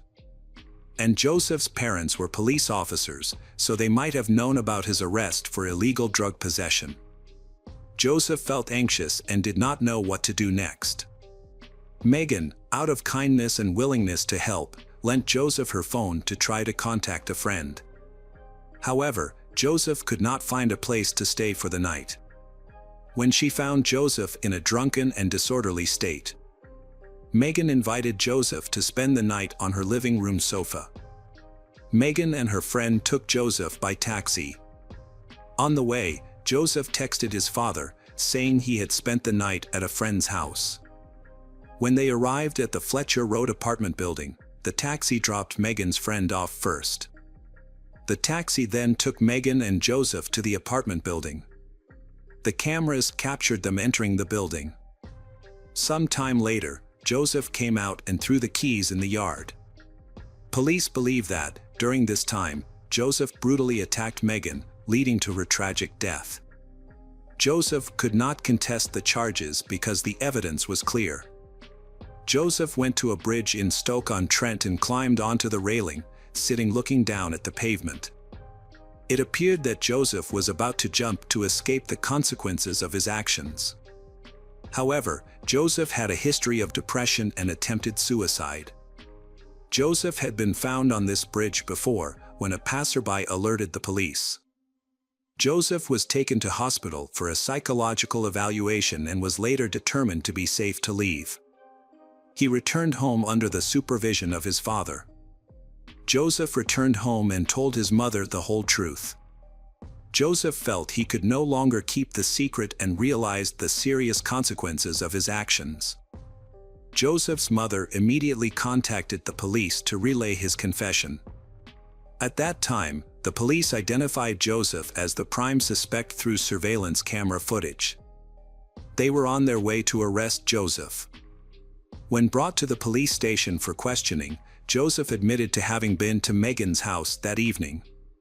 However, he did not provide details about the attack. Joseph's account was consistent with the surveillance camera footage, which showed him entering her apartment. Joseph said that Megan voluntarily gave him the sofa. After the intercourse, Joseph suffered amnesia and had no recollection of subsequent events. Joseph maintained that the relationship between him and her was consensual and not assaultive. However, the police did not believe Joseph's story. They suspected that Joseph had deliberately erased important memories and that he was fully aware of his actions. The police believed that Joseph was fully conscious throughout. Joseph changed his story repeatedly. First, Joseph took partial responsibility for Megan's death. Then, Joseph admitted to killing Megan, but maintained that their sexual relationship was consensual. Joseph maintained this story until his trial on February 17, 2020. However, During the trial, Joseph unexpectedly pleaded guilty to all charges. Joseph was sentenced to life in prison with the possibility of parole after serving a minimum of 21 years. During the trial, Joseph turned to Megan's mother, Sarah, and said, "Sorry." This confession, by this point, no longer made sense, and it made her extremely angry. Apologies cannot fix the past or ease the pain Megan's family has endured while awaiting trial. Megan's best friend, Ricardo Eccles, shared that they had planned to go shopping in Manchester the day after Megan's death. Ricardo was devastated when he heard the news of Megan's sudden passing. The news shocked Ricardo.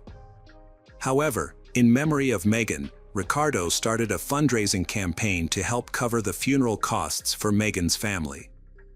Ricardo successfully raised some money, which was then given to Megan's mother. Megan has always been there for those in need, and now it's time for them to show their gratitude. Megan's family and loved ones need emotional support and help during this difficult time. Megan was a fan of Stoke City Football Club. During a match, the players and fans observed a minute's silence in her memory.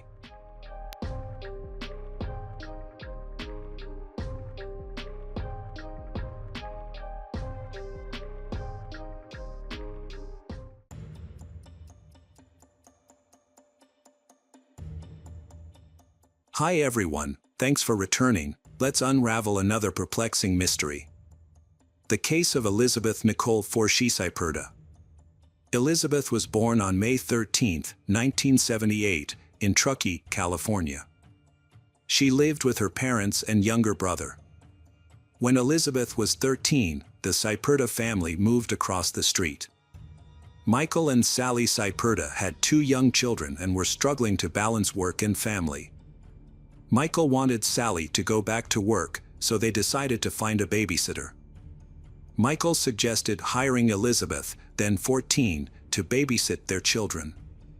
Sally agreed, and Elizabeth began babysitting for the neighbor's family. Elizabeth grew attached to Michael and Sally's children as she spent more time with them. The children also enjoyed being around her. When Elizabeth was 15, her father passed away, a traumatic event that deeply affected her. According to her mother, Donna Forshee, Elizabeth became more sensitive and vulnerable after this event.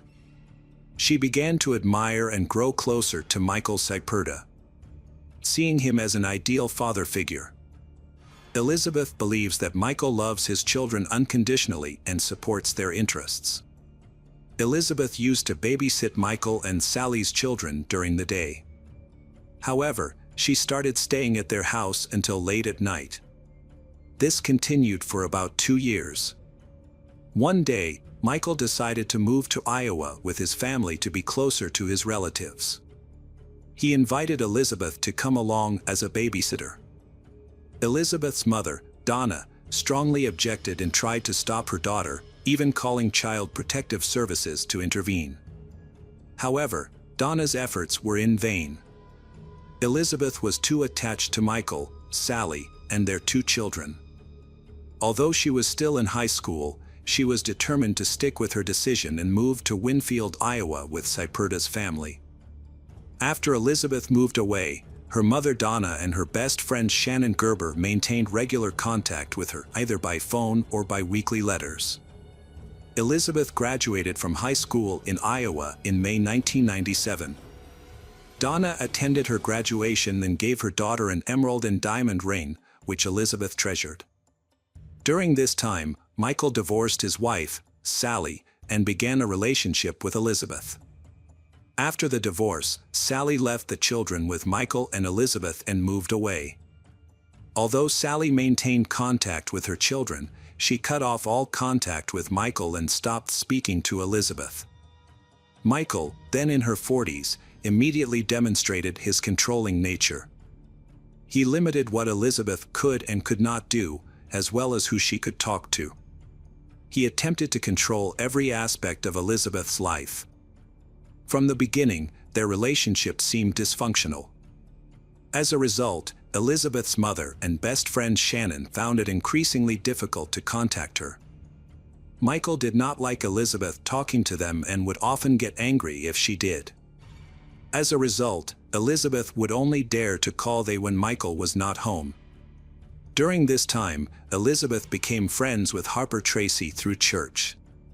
Harper noticed that Elizabeth had suffered 5 or 6 injuries during their friendship, including finger marks on her neck and bruises on her stomach. Harper's daughter, Sadie, who was about 7 years old, knew Michael's children through church and occasionally played at their home. Sadie remembers one time when she visited, she witnessed Michael pushing Elizabeth down the stairs and kneeling on her.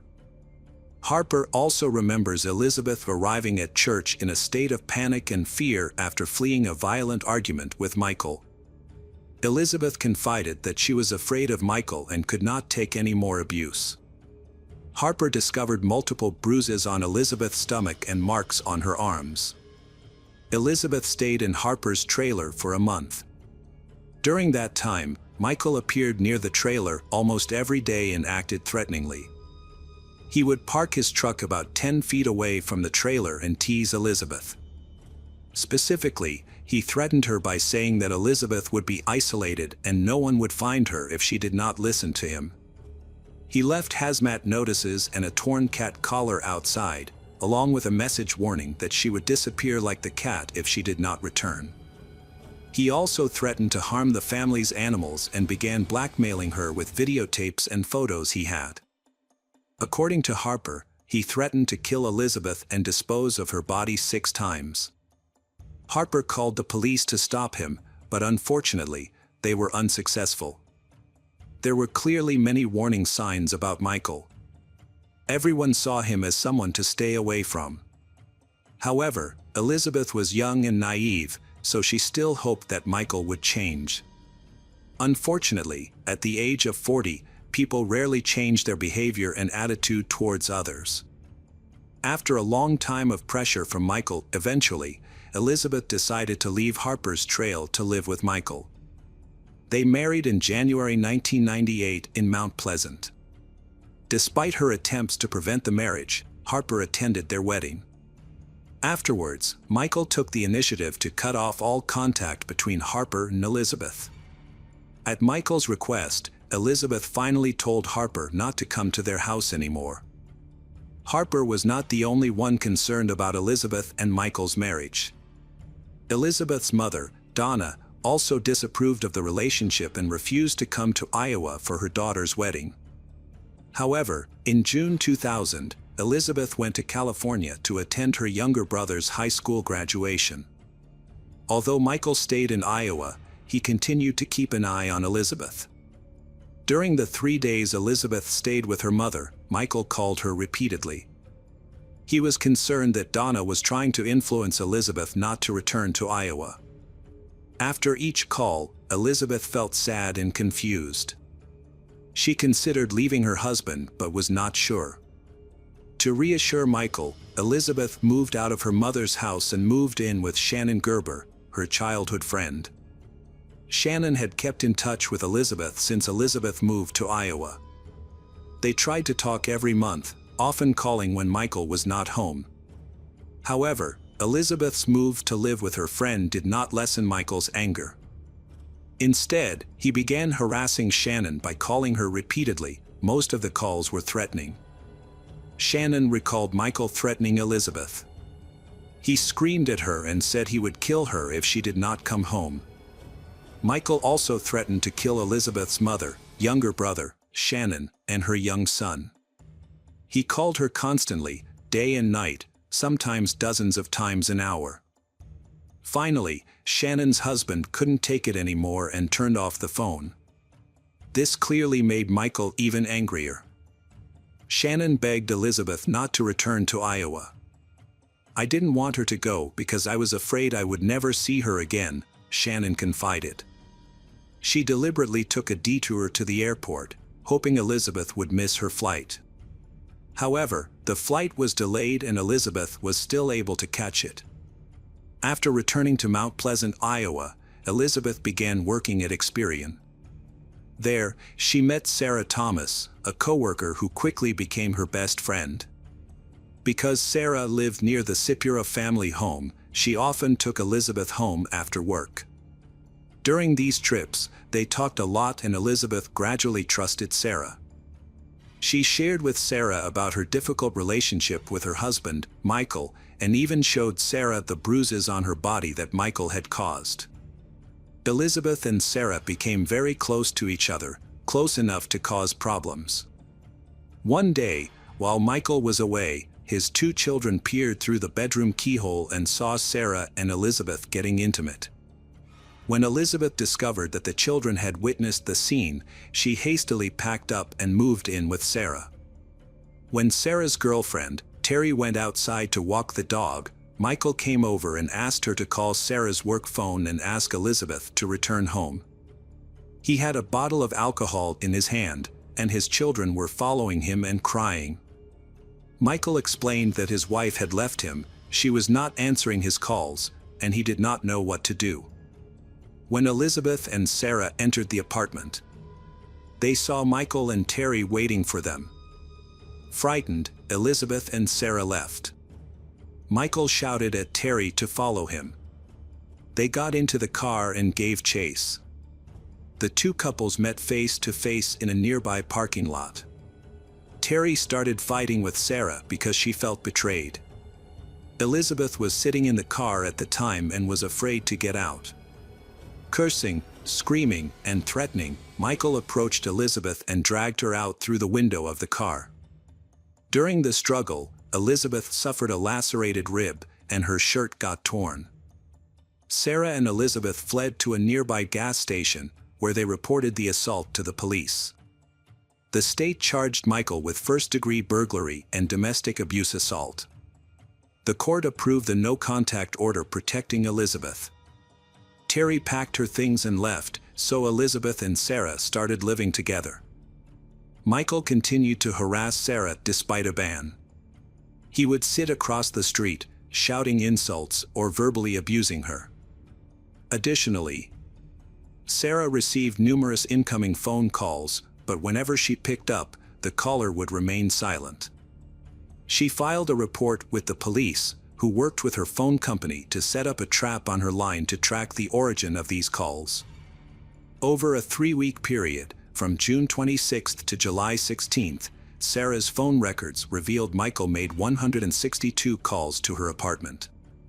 On July 16, 2000, 1 month after her breakup with Michael, Sarah left for work at 10:30 p.m. At the time, Elizabeth was asleep on the couch. Their dog was safely locked in the bathroom to avoid disturbing Elizabeth when Sarah returned home at 4 a.m. However, upon arriving back, Sarah was surprised to find that Elizabeth had vanished. There were no signs of forced entry or a struggle, and Elizabeth's personal documents remained intact. The dog was still locked in the bathroom. Sarah decided to go to bed. When she awoke the next morning, Elizabeth was still missing. It became clear that Elizabeth had left without taking her purse, clothes, or other essential belongings, and she did not leave behind any note or explanation. Sarah reported Elizabeth's disappearance to the police 24 hours after first discovering she was gone. Elizabeth was 22 years old when she disappeared. The police launched an investigation, and of course, Michael was their first suspect. On July 16th, the day Elizabeth disappeared, Michael started phoning the apartment around 3 p.m., logging more than a dozen calls through the evening. He last called at 10:56 p.m., that is, he stopped making calls 26 minutes after Sarah left for work and left Elizabeth alone. On July 17th, Michael was supposed to be at work. His friend Jared agreed to watch Michael's children.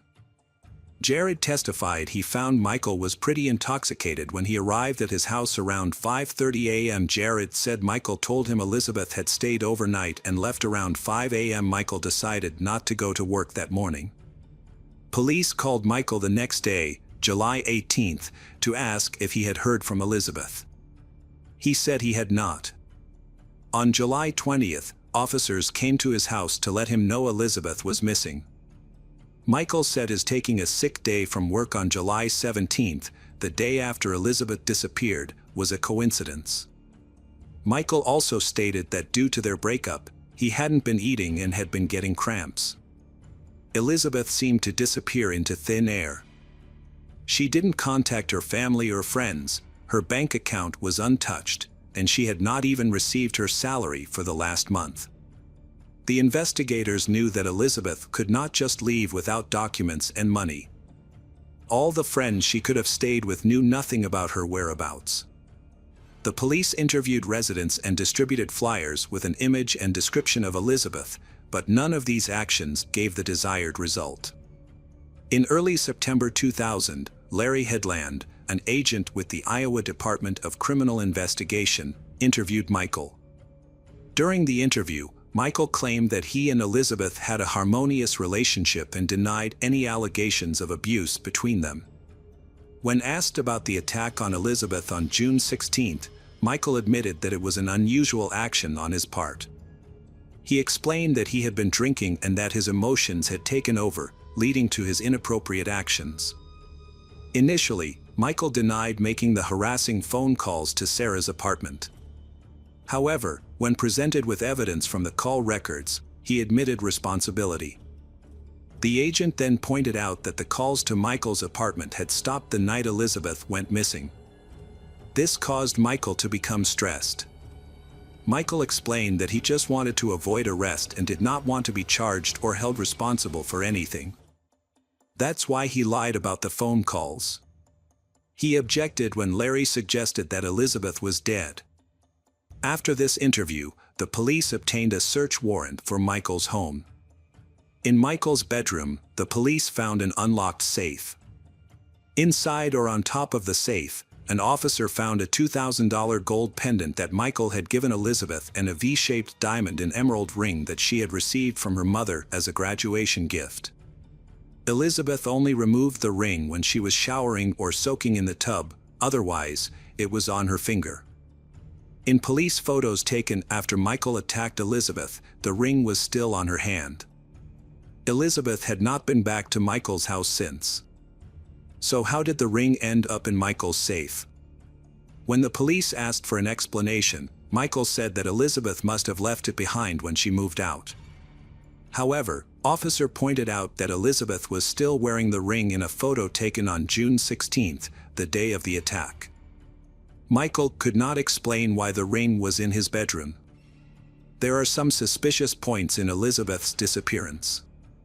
Michael abruptly stopped contacting her on the day she disappeared, although the police only notified him 4 days later.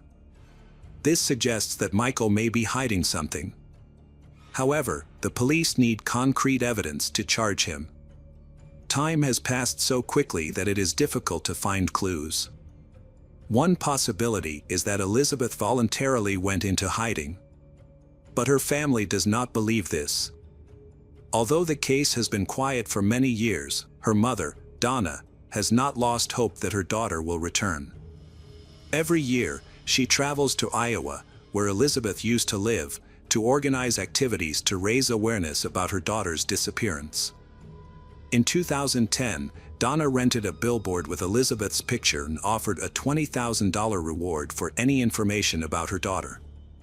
Donna said she was concerned that something might have happened to her daughter, but she was hopeful that she would eventually be found.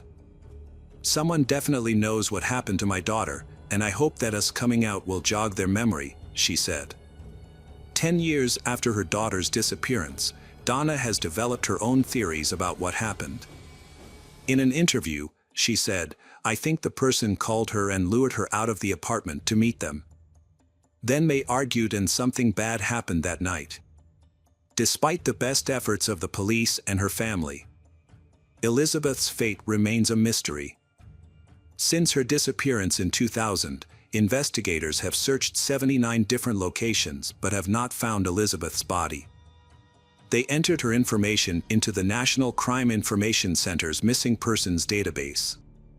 17 years later, in 2017, the investigation was reopened. By this time, Michael Saiperda had moved to Colorado. Police reviewed all the evidence and interviews. They discovered a key detail that had previously been overlooked. Jared, Michael's friend who was assigned to watch Michael's children on July 17, 2000, told police that when he arrived at Michael's house at 5:30 a.m., he found Michael quite drunk. According to Jared's testimony, Michael said that Elizabeth had stayed the night and left around 5 a.m. However, in previous interviews, Michael had never mentioned Elizabeth sleeping over at his house. More significantly, Elizabeth's jewelry was found in Michael's safe. Authorities decided to arrest Michael 17 years after Elizabeth went missing. Although her body was never found, investigators believe that Elizabeth was dead and that Michael was the culprit. In November 2017, Michael was arrested in Colorado and extradited to Iowa, where he was charged with first-degree murder in the death of his wife Elizabeth. Donna said, "This is the best news we've had in 17 years. We've waited a long time and are so glad that he's finally been arrested." Michael later waived his right to a jury trial. The loss of key physical evidence, especially the victim's body, made it significantly more difficult for prosecutors to prove guilt. Without a body, forensic experts could not determine the cause of death, and the jury could not directly observe the victim's injuries or view crime scene photos. The defense argued that the prosecutor's goal was not to find the truth, but to convict Michael by looking for inconsistencies in witness testimony. Although the trial took place 18 years after the incident, the defense acknowledged during closing arguments that a body was not required to establish a homicide. However, Michael still challenged the state's evidence of Elizabeth's death. The district court concluded that the state had proven her death beyond a reasonable doubt. The court held that any theory that Elizabeth was still alive and could reappear at any time was unrealistic. The state presented evidence that Michael was the last person to speak to Elizabeth at 10:56 p.m. on July 16, which he himself admitted.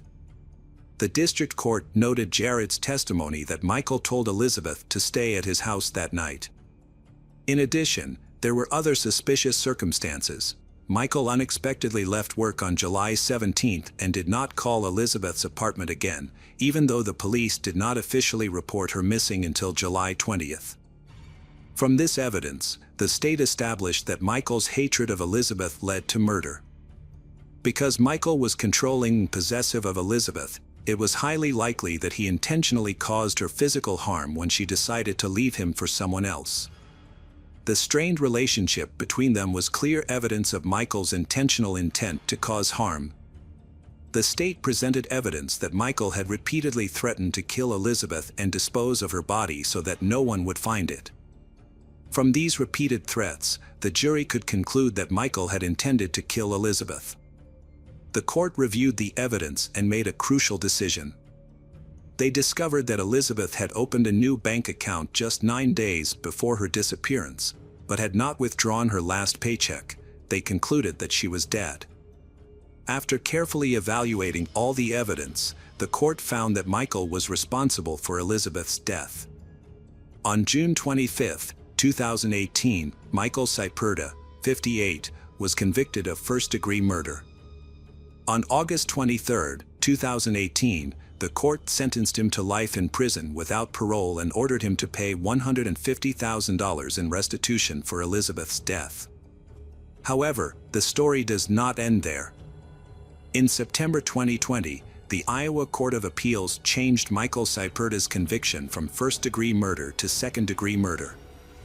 Judge Mary Tabor, in a 30-page ruling, noted that while there was enough evidence to conclude that Elizabeth was dead and that Michael was responsible, the prosecutor failed to prove that Michael intended to kill Elizabeth. This led to the reduced charge. The case was particularly difficult because there was no body, weapon, or crime scene. Michael asked to be released or at least given a new trial. Ultimately, the court sentenced Michael Cyperda to 50 years in prison, with the possibility of parole after 30 years.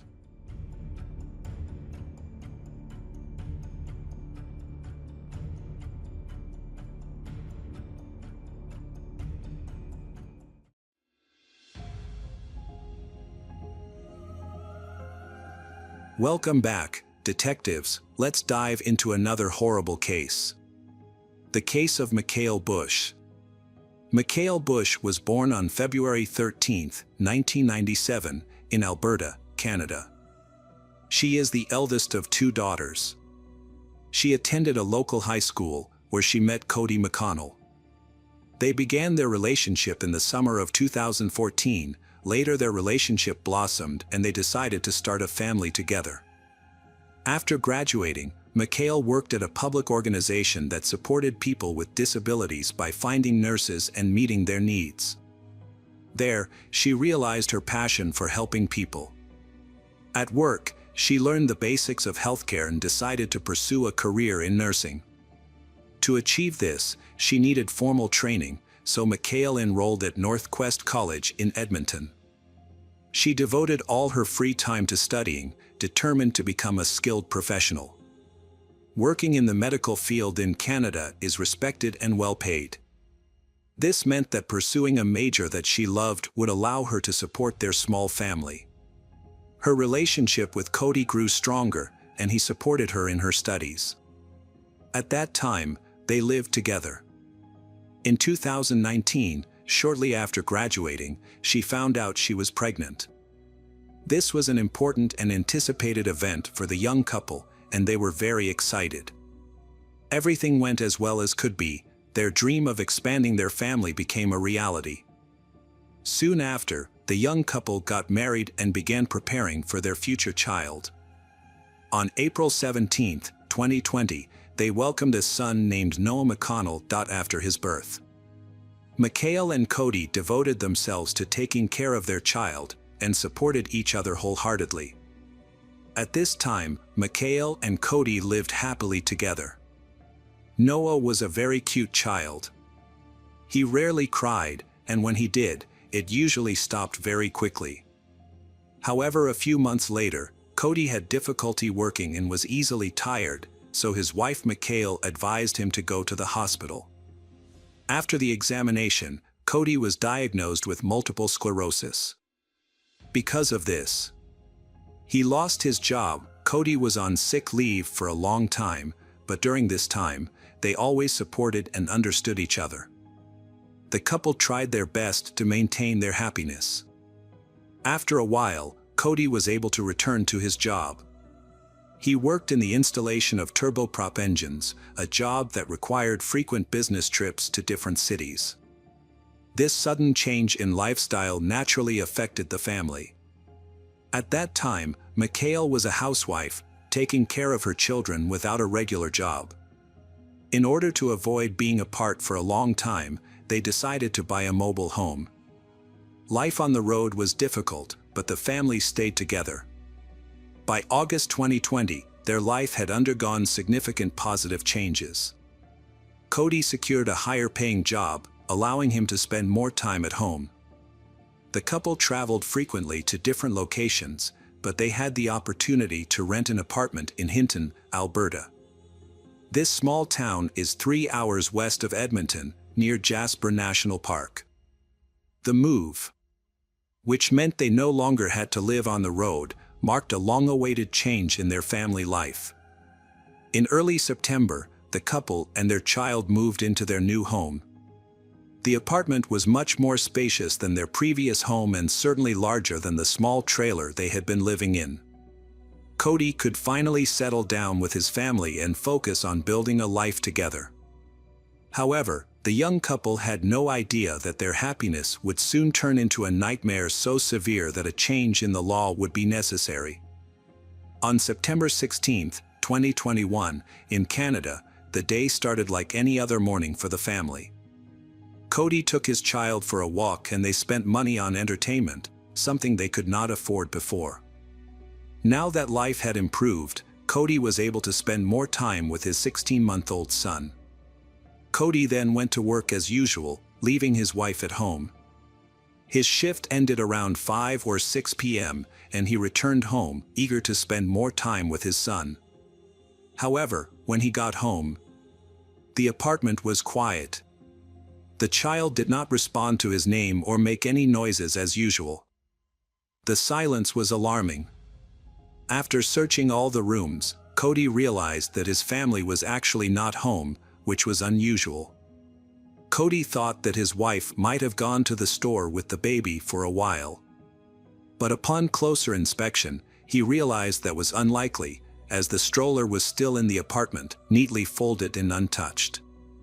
Without the stroller, they would not have gone for a walk, and his wife's car was still parked outside, which made him even more worried. Cody ran around the apartment screaming, but the silence made him suspicious. In the kitchen, he discovered another worrying sign. His wife had started cooking dinner but had stopped abruptly. The groceries were still on the table, some cut and some still intact. It seemed like something had interrupted her, which made Cody extremely worried. He tried calling his wife but couldn't get through. With no answer and growing increasingly worried, he decided to take action. Although he didn't want to believe that anything bad had happened, he hoped they had just gone to a nearby park or plaza and lost track of time. Desperate to find her, he set off immediately. With increasing anxiety, he searched alleys and parks but found no trace of his wife and son. After going through the area around the apartment complex several times, he contacted friends and family, hoping that she was with someone he knew. However, no one heard or saw her all day. Around 7 p.m., in desperation, Cody called the police to report that his wife and son were missing. Cody called a friend named Jareth, who came to their home to help.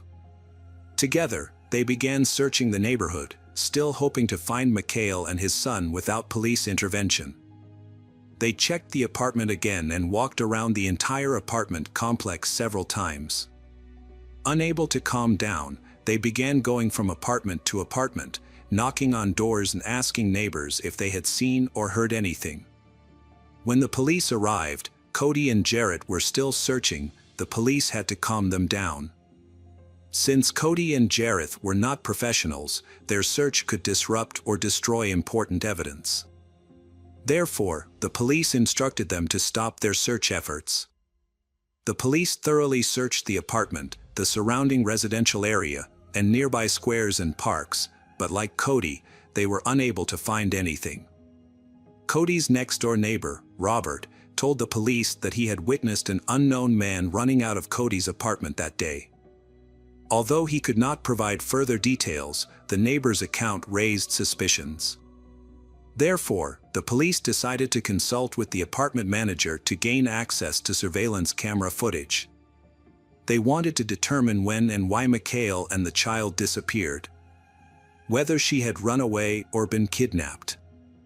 There was speculation that a lover might have been involved, but Cody adamantly denied this. He said he had a happy family.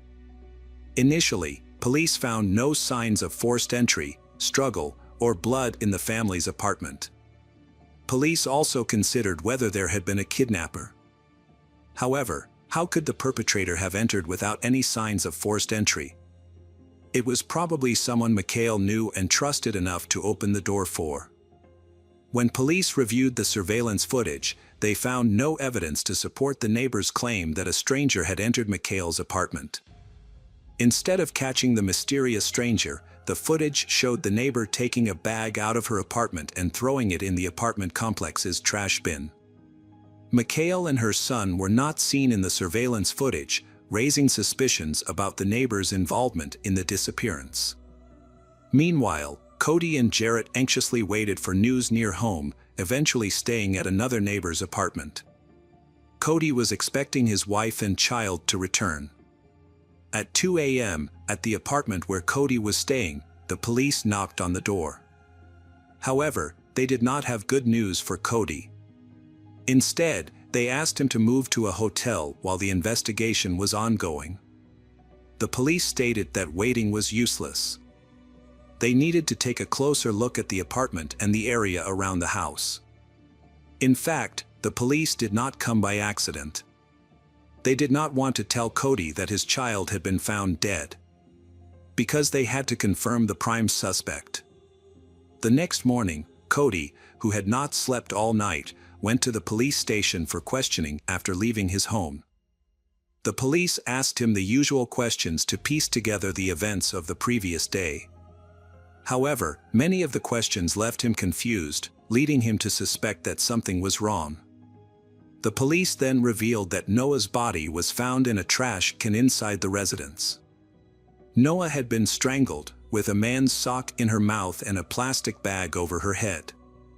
Some of Mikhail's belongings were found, but her body was not found. Chance for his wife and children to return home safely was gone. Receiving news from the police, he was horrified and in pain when his child died tragically. During the night, Cody was asked to leave the apartment because the police did not want to draw attention to the arrest of the neighbor who lived next door. The police, skeptical of the neighbor Robert's story, visited him again and asked to check his apartment, where the police found a body in the bathroom. She was small and lying face down, but the worst part was that her entire body had been cut into pieces. Experts found evidence of sexual violence committed after her death. The Mikhails had only moved into the complex a few weeks ago. They had barely had time to see some of the neighbors. With Robert, they had hardly ever seen him. Cody thought they had a quiet, unassuming neighbor who didn't want to draw attention to himself. Robert kept his distance from everyone. Now, it was clear that the most dangerous guy was living among them, but no one knew about it.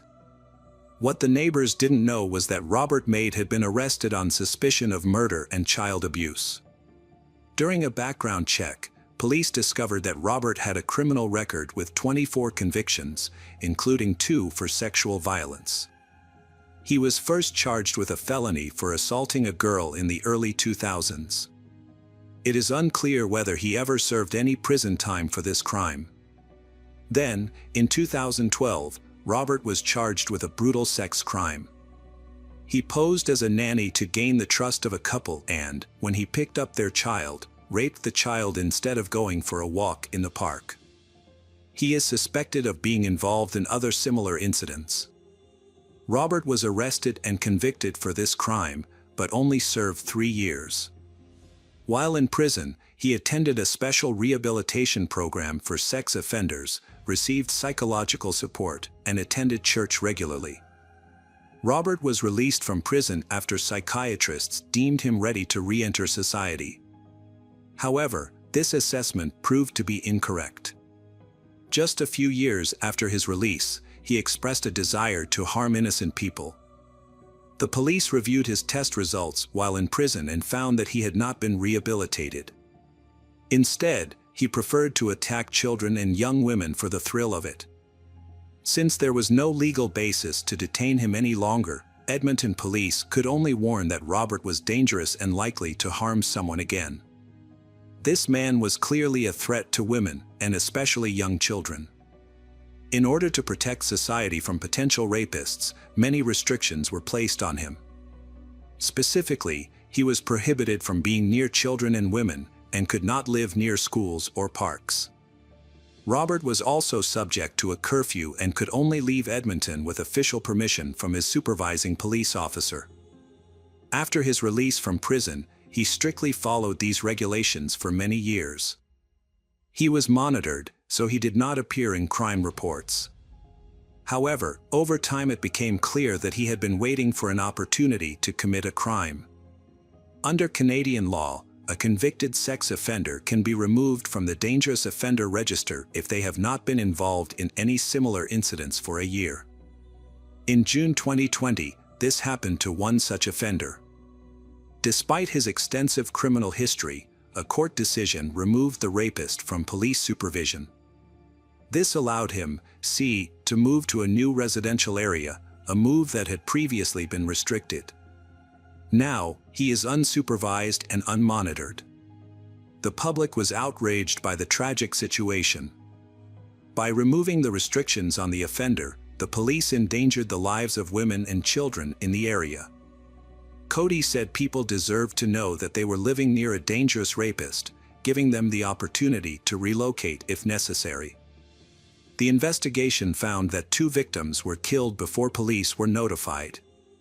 It was discovered that Robert and the victims were just neighbors in a senior housing complex, they did not know or communicate with each other.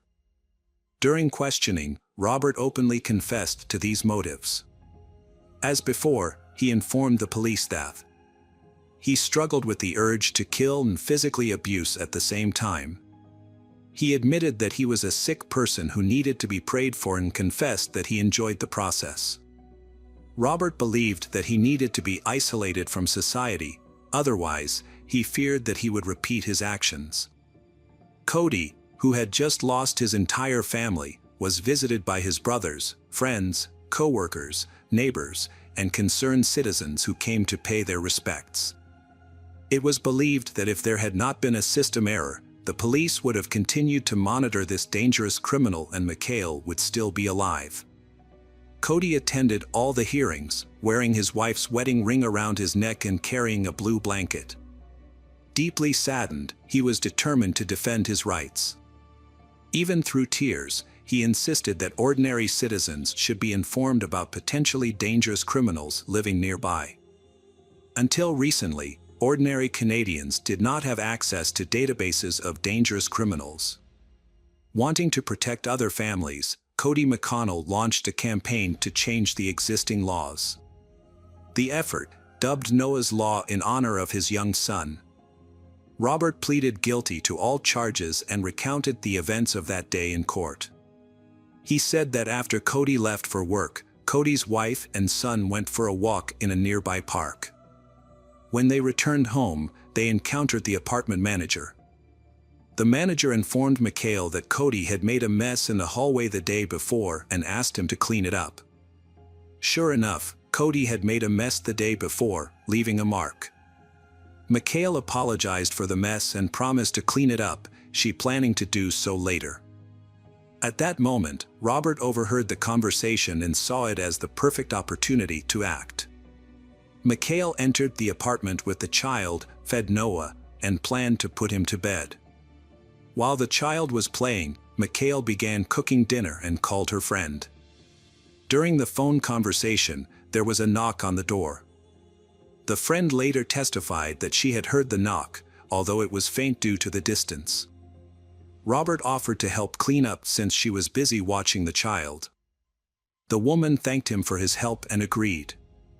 Her conversation with her friend then ended. After cleaning up, Robert found an excuse to enter Mikhail's apartment. When he gained access to her home, suddenly, Robert attacked her, strangling her with his hands for about 10 minutes. Even then, Mikhail still showed signs of life, so Robert took an electrical cord from an appliance and wrapped it around her neck until she stopped breathing. He raped her, then quietly dragged her to his apartment through the hallway, placing her in the bathroom.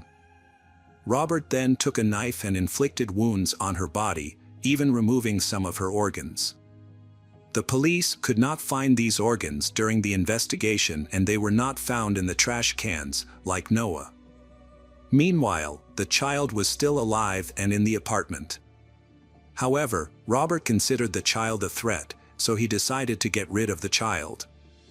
He took the child to his apartment and tried to gag the child with a sock. He then suffocated the child by placing a plastic bag over his head. He then placed the body in a trash bag and threw it in a dumpster. During the trial, Robert's behavior was inconsistent. He insists that he is not a bad person and blames mental health issues. However, he also admits that he needs to be separated from society. The idea is that criminals should never be removed from the database if they pose an increased threat. There should be increased police surveillance without any time limits.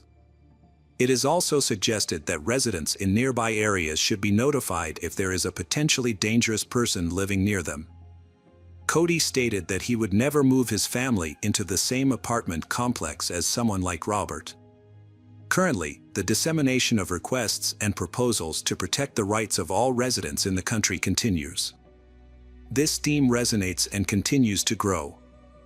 During the trial, Robert Keith Major, 55, was sentenced to life in prison with no possibility of parole for 25 years.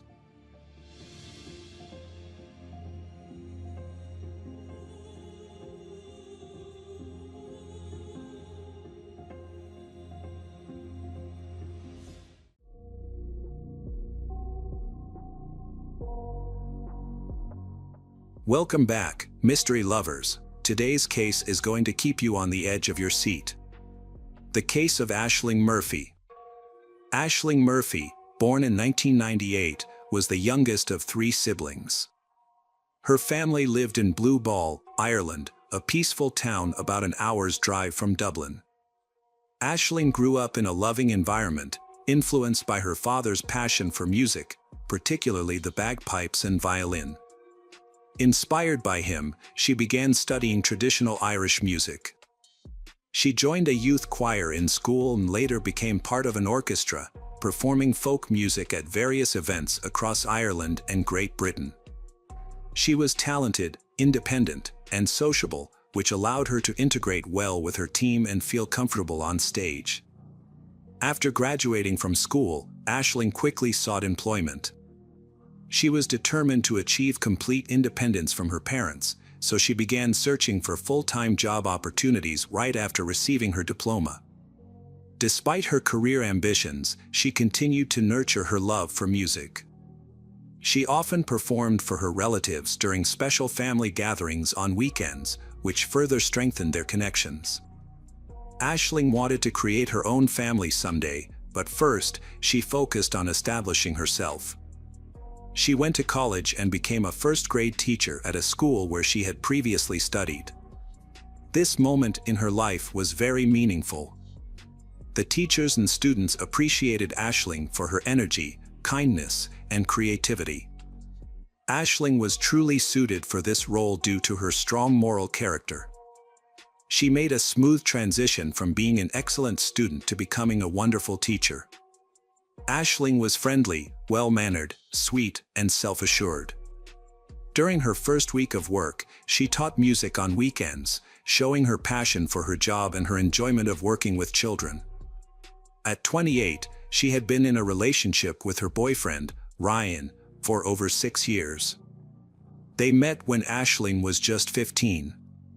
Initially, their romance didn't last, and they broke up after a few months. However, they eventually reunited, realizing that they were too young when they first started dating as teenagers. Their feelings for each other reignited, and they fell deeply in love, often talking about their future, including marriage and children. They had planned a trip in 2 days, but unfortunately, it seemed their dreams would not come to fruition. Aisling finished her workday and planned to go for a run along the Grand Canal in Tullamore. This was a routine activity for her, as she enjoyed fitness and outdoor recreation. She loved walking or running in beautiful locations, so she often visited the canal when she could. The Grand Canal was a popular spot for runners, featuring a designated path for walking. It was usually busy, which made Aisling comfortable going there alone. After work, Aisling got ready for her run. She first went home to change her clothes and tell her mother about her schedule. Her mother reassured her daughter that she was old enough to take care of herself and that there was no danger in this. Aisling left, and that was the last time her mother saw her alive. About an hour after Aisling left home, 2 runners warming up along the Grand Canal called for help. They were running on one side of the canal and saw a man attacking a girl on the opposite bank. Since they didn't have mobile phones, they ran to the nearest payphone to report the incident. They informed the emergency dispatcher that they had witnessed a threatening man assaulting one of the female runners. The witnesses confirmed that the victim was still alive when the attacker dragged her into the bushes. She screamed and fought back, desperately trying to push him away, but she was clearly outmatched. The dispatchers sent police officers to the specified location. Upon arrival, the police and a witness found the body of a young woman at the canal. The young girl, who showed no signs of life, was found to have been severely beaten, as the caller had reported.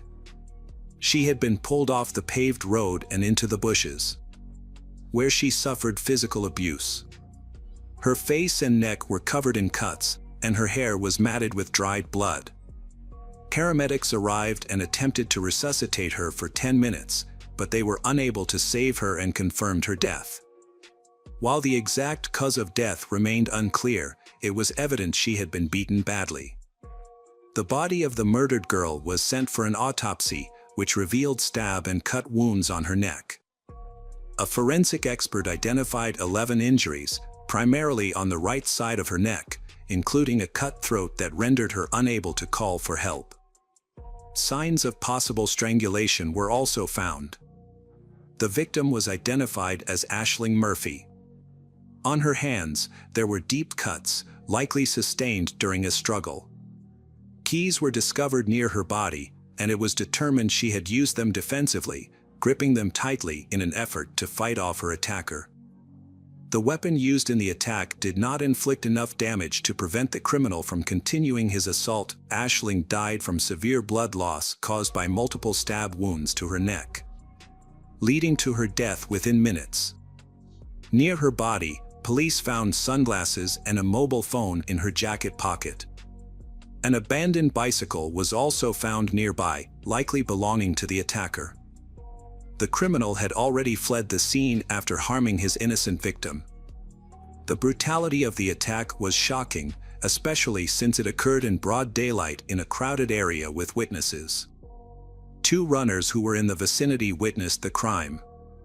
They observed both the attack and the assailant. They provided vital information to the police. The first witness, Emma, reported that she was walking her dog by the Grand Canal when she noticed a girl jogging. She saw a man on a bright green bicycle closely following the jogger. Initially, Emma thought they might be running together because the cyclist stayed so close to the girl. She described the cyclist as looking like a migrant, not Irish. He had yellowish skin, a short haircut, and was wearing a black tracksuit with red logos. Later, Emma met another witness, Jenna, and together they witnessed the cyclist attack the girl. The attack appeared sudden and unprovoked. Jenna witnessed the attack and provided a detailed account. Her description matched that of another witness, who reported that the victim screamed, threatening the attacker, but then suddenly fell silent. This silence was caused by a wound to Aisling's neck that severely severed her vocal cords. Later, Jenna screamed loudly, threatening to call the police. Despite the threats, the attacker did not let go of the victim. Police found a green bicycle near the trail that belonged to the attacker. Meanwhile, police gathered more evidence and discovered that Aisling had been wearing a fitness tracker while running. The device recorded her body metrics, including speed, distance, and heart rate, helping to clarify the details surrounding her death. The data showed that Aisling started running at 2:51 p.m., and before that, GPS records showed she had parked her bike near the canal. After that, her pulse was around 100 beats per minute, indicating she was in an active phase. She maintained this heart rate until 15:21, during which she ran approximately 3 kilometers. However, after 15:21, her heart rate changed. The Aisling experienced erratic fluctuations, and GPS data showed she was standing still at that time. This was clearly when she was attacked, and by 15:31, her heart had stopped beating. The next step for the police was to review footage from surveillance cameras in the area. Police identified the locations of all recording devices, hoping to find video that would show the suspect, the victim, and the attack itself. Police checked surveillance cameras, focusing on the time frame between 12:25 and 16:05, and were able to identify a man who matched the witness description exactly. It appeared that he was moving randomly along the roads. They determined that this man had appeared long before Aisling's arrival and was using a bicycle identical to the one found at the crime scene. The prime suspect was wearing a black hoodless jacket and sweatpants with stripes down the side, and also had a red logo on his clothes, as Emma described. He had been following a woman in a dark burgundy jacket but was later spotted by her. He had been looking at the victim with interest, but for some unknown reason he quickly fell behind. In footage from another camera, the suspect stops at 1:53 p.m. He reaches into his pocket and pulls out an object. He is seen holding and twisting something in his hand, but the poor quality of the footage makes it difficult to determine what it is. Police suspect he pulled out a knife, which he then used to kill Aisling. A forensic expert concluded that Aisling was killed with a small serrated knife, as the wounds had jagged edges. The man was seen again on surveillance footage at around 2:55 p.m., just as Aisling began training on the trail.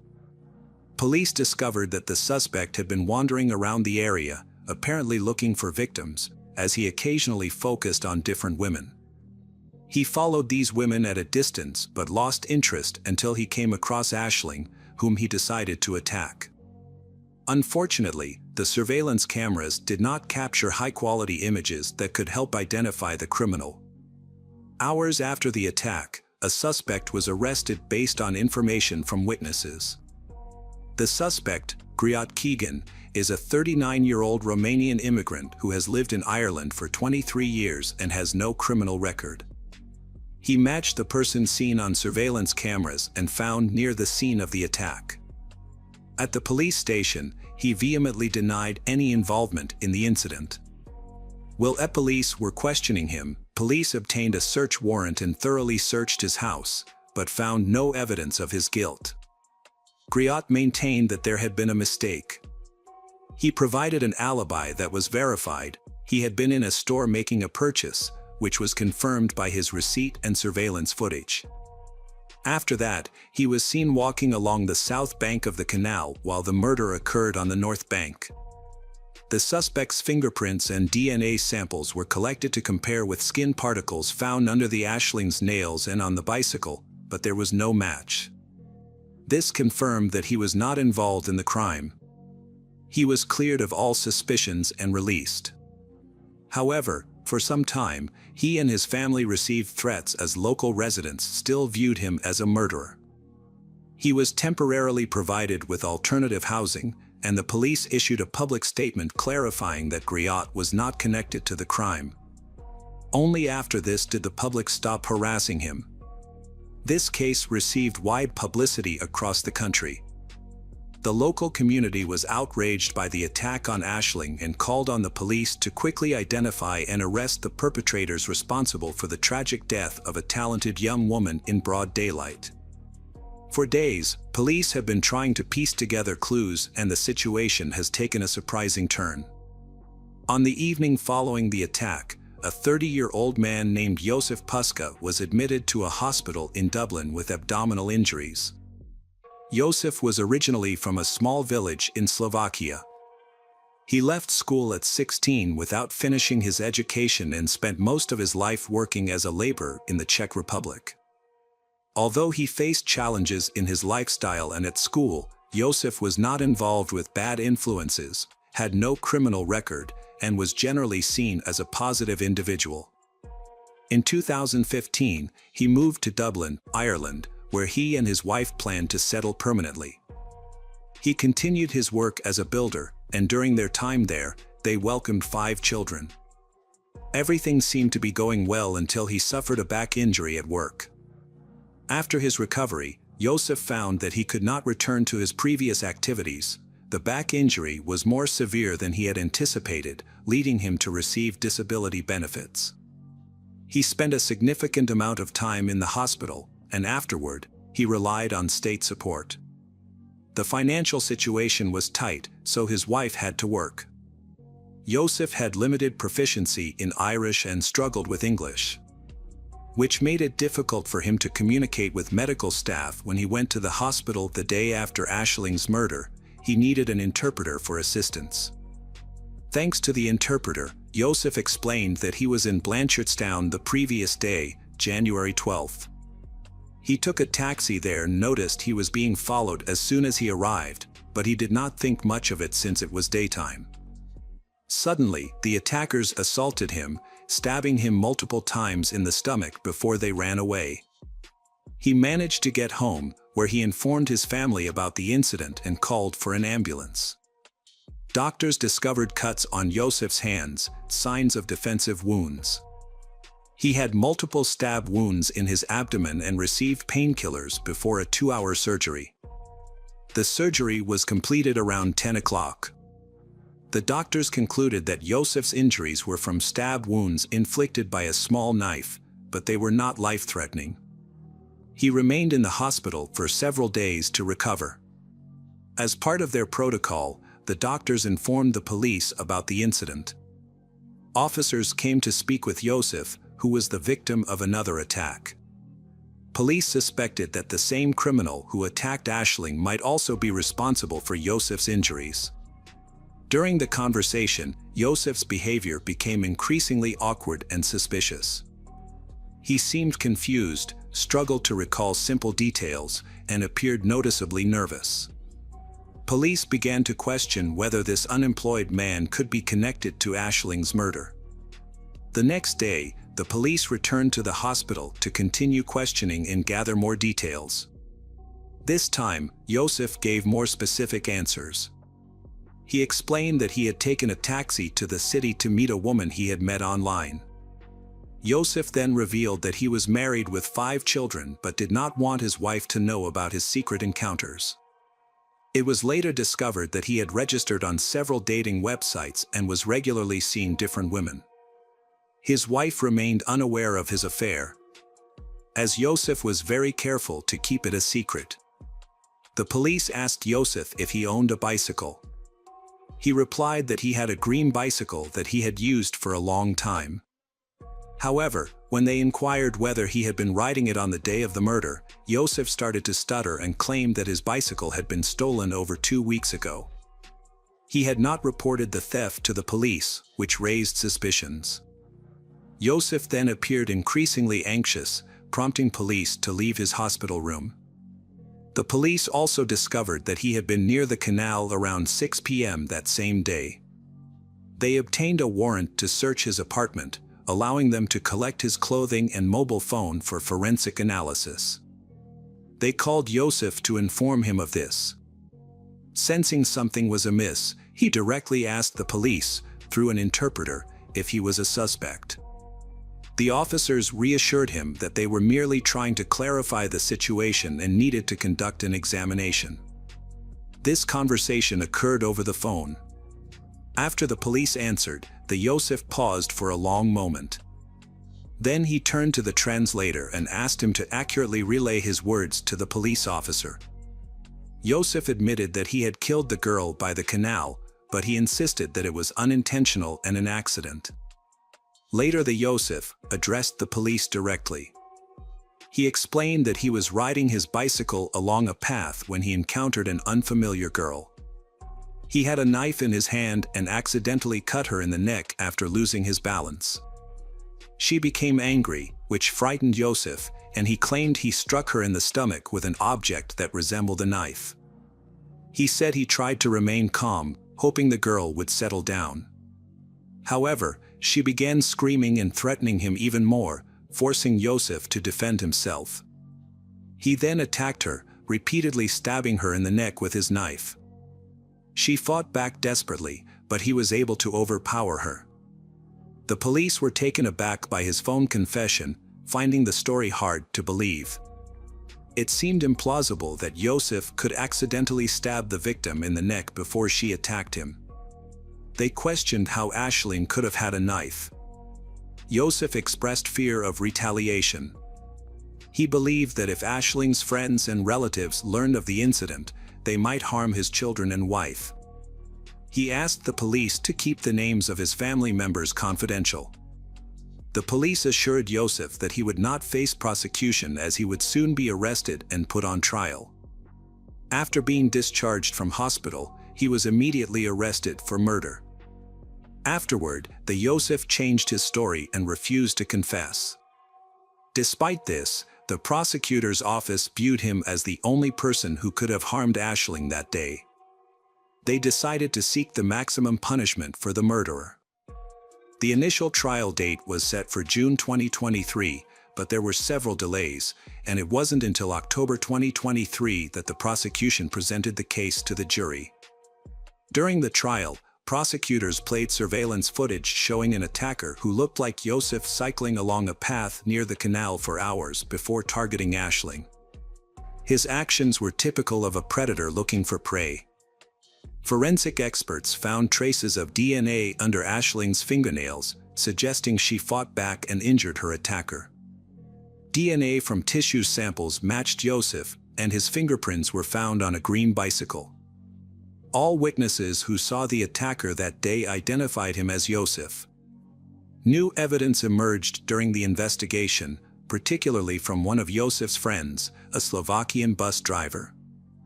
On the night of January 12, while working, he encountered Joseph, who had severe scratches on his stomach. Concerned, the driver offered Joseph a ride home. Joseph mentioned he had gotten into a fight but did not provide details about the incident. During the drive, the bus driver repeatedly questioned Joseph about what had happened, but Joseph avoided giving clear answers and kept holding his stomach, which was bleeding. The driver grew increasingly worried, suspecting that the injuries might be linked to the ethnic cleansing events happening at that time, as there were widespread expressions of hatred against other nationalities. To deflect his friend's questions, Joseph concocted a story about being attacked by a masked man, claiming he couldn't identify the attacker because he hadn't seen his face before and didn't know him.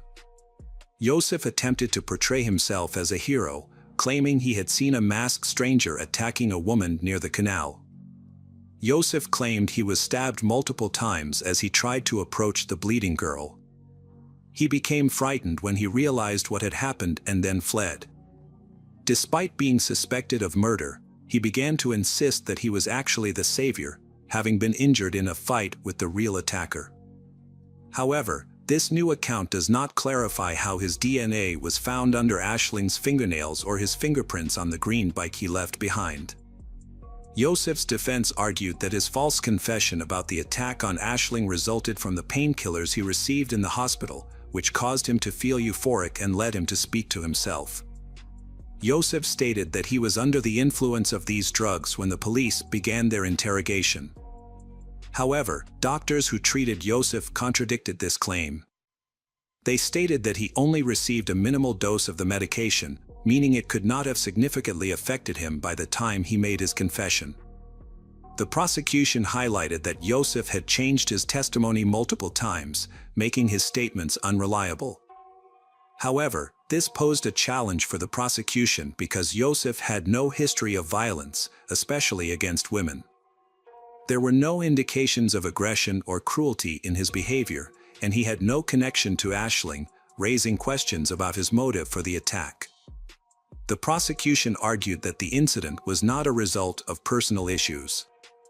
The trial lasted 3 weeks, after which a jury of 12 members returned their verdict. They deliberated for 3 hours before finding Joseph Puska guilty of the murder of Ashling Murphy. As a result, he was sentenced to life in prison without the possibility of parole. The circumstances surrounding Ashling's murder shocked the nation.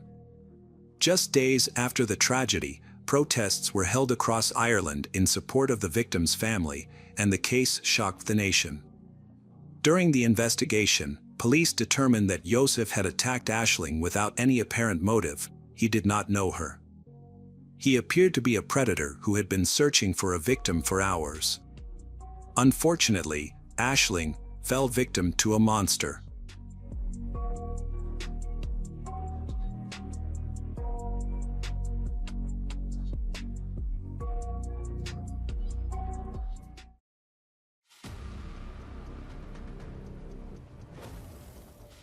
Welcome back, mystery lovers. Today's case is going to keep you on the edge of your seat.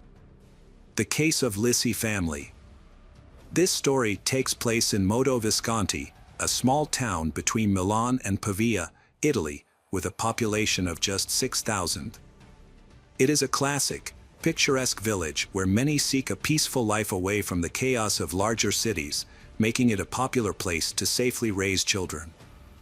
Typically, crime rates are low in such areas. However, even this peaceful Italian village can harbor horrors. On June 14, 2014, a horrific event unfolded here. Around 2 a.m., a local man ran into the street, screaming for help. He managed to reach a neighbor who had been awakened by the noise.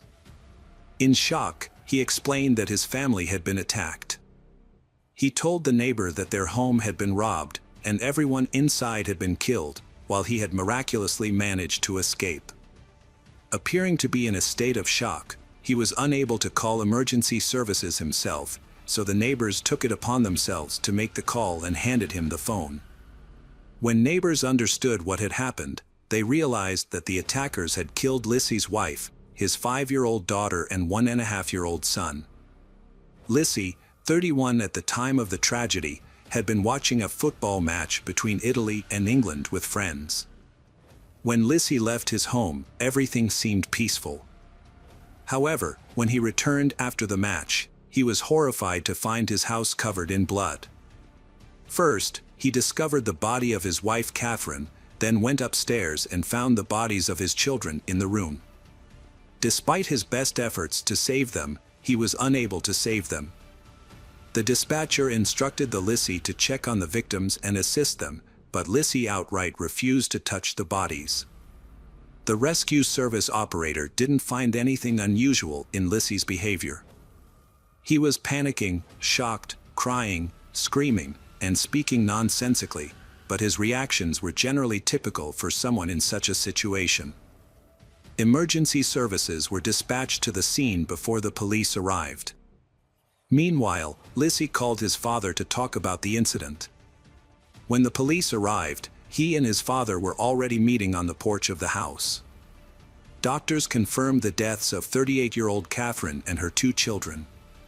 Police arrived at the scene around 4 a.m., where forensic experts were already examining the house for evidence. Initially, it was thought that a gang of robbers had broken in, especially since they had attacked another family a year earlier with knives and had not been caught. However, police quickly ruled out the robbery theory because there were no signs of forced entry or theft. Even a wallet containing money, which was left in plain sight, had not been disturbed. It seemed unlikely that the intruders could have entered and exited the house without leaving a trace unless they were familiar with the victims. The house was unusually clean, with hardly any blood stains that should have been there after an attack. It raised concerns that the criminal had cleaned the entire house, with suspicion naturally falling on Lissy. Statistics show that the people closest to a victim are often the ones who commit the crime. Lissy had fresh, deep cuts on his hands that he couldn't explain.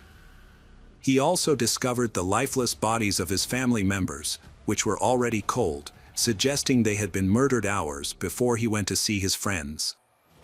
The police observed that he was acting oddly. Lissy struggled to show emotions. He couldn't cry, no matter how hard he tried.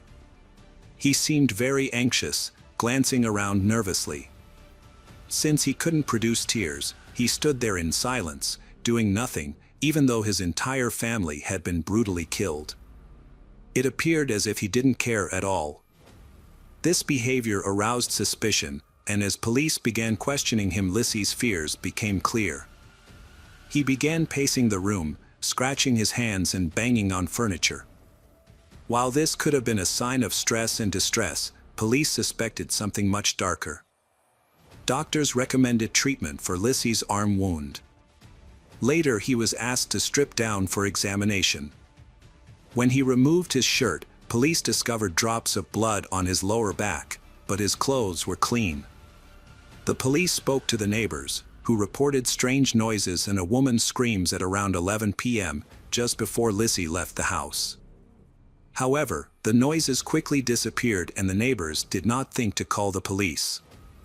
Had they acted sooner, it could have saved the children's lives, as they did not die immediately but bled out over a long period of time. The police observed that the mess in Lissy's house was unusual for a typical robbery. Usually, thieves leave items scattered and broken, but in Lissy's case, many things were untouched and arranged neatly, as if someone had staged. This raised suspicions about Lissy's involvement in the triple murder. Experienced police pieced together the evidence like a puzzle and brought Lissy in for questioning. During the interrogation, Lissy acted unusually, instead of responding to questions. He requested pizza, sweets, and soda. He denied any connection to the crime and stuck to his version of events. After his arrest, Lissy was locked in a cell, where he promptly fell asleep. The next day, he remained calm and even carefree, which was evident in his demeanor. The police decided to investigate Lissy's colleagues, who revealed that he had recently developed strong feelings for an attractive girl named Maria. Lissy became increasingly focused on Maria and made the firm decision to end her relationship with Catherine. During his interrogation, Lissy tried to create an illusion of love and devotion for Catherine. The police were concerned about his mental health. They decided to manipulate his emotions. The police informed Lissy that his new colleagues despised him even more after the deaths of his wife and child, and this tactic worked. It threw Lissy off balance. He lost his temper and exploded in anger. 20 minutes later, he began confessing, after which Lissy was formally charged with murder. The police began gathering information about his family in preparation for the trial. Lissy was born in Kazara as the first child in the family and later had a younger brother. Their father was a strict and demanding man, clearly favoring his youngest son over Lissy, who was often scolded. Lissy felt deeply hurt by this treatment and never found the courage to confront her father.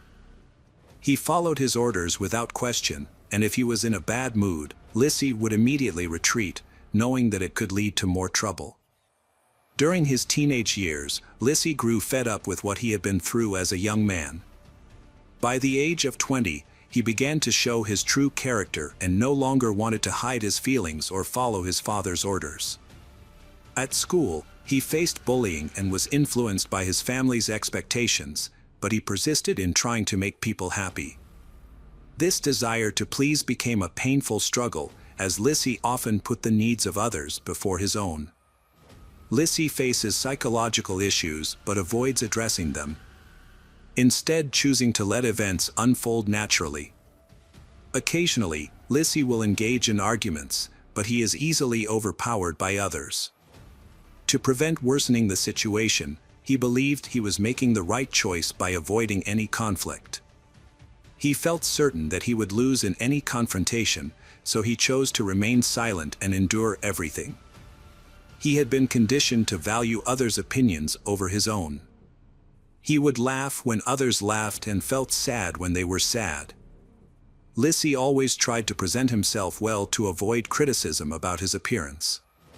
He started going to the gym to fit in more socially. He was terrified of social rejection, but he hid his insecurities by portraying himself as altruistic and or help others. Lissy's father forced him to study economics at university, leaving him with no other choice. He pursued this path and graduated at 21, securing a consulting job at a large firm in Milan. However, he did not enjoy the job. Despite his dissatisfaction, he stayed in the job due to the high salary and good working conditions. He spent all his free time focused on his career, and while it seemed he was successful, he still did not find fulfillment in it. Feeling the pressure from those around him, including friends who constantly asked when he would find a girlfriend and get married, Lissy began searching for a wife. After 2 years of unsuccessful dating, he finally met his future wife, Catherine. Lissy, 23, and Catherine, 30, their age difference doesn't seem to pose any problems. She's more mature and experienced, often guiding him through their relationship. Catherine sees their relationship as the perfect foundation for starting a family. Catherine is a determined and possessing a strong personality that makes her difficult to manipulate. She's been independent since she was a child. By the age of 20, Catherine supported herself. Although she seemed uncertain about her direction, she was still full of energy. She aspired to pursue acting and further her education. Catherine devotes all her free time to her passion. In contrast to Lissy, the difference between her and Lissy is clear. Catherine shares a relationship with her father based on mutual understanding and respect, while Lissy shares very little with her father. While Catherine was socially active, Lissy was rather introverted. She became an insurance agent at a company in Modo Visconti. She had a successful career and was highly regarded at work. Catherine chose to stay in this small town because it made her feel comfortable. Her family and friends lived nearby, and she found everything she needed in life without any problems. Catherine loved musicals and performed at the Modo Visconti Oratory. During this time, she also developed a love for public speaking, and it was here that she met her future husband, Lissi. Catherine was attracted to him immediately, but their initial meeting did not work out because he was too shy. They met again in 2014.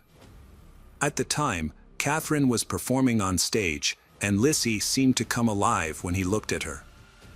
His friends noticed a change in him. His usually indifferent expression lit up with excitement.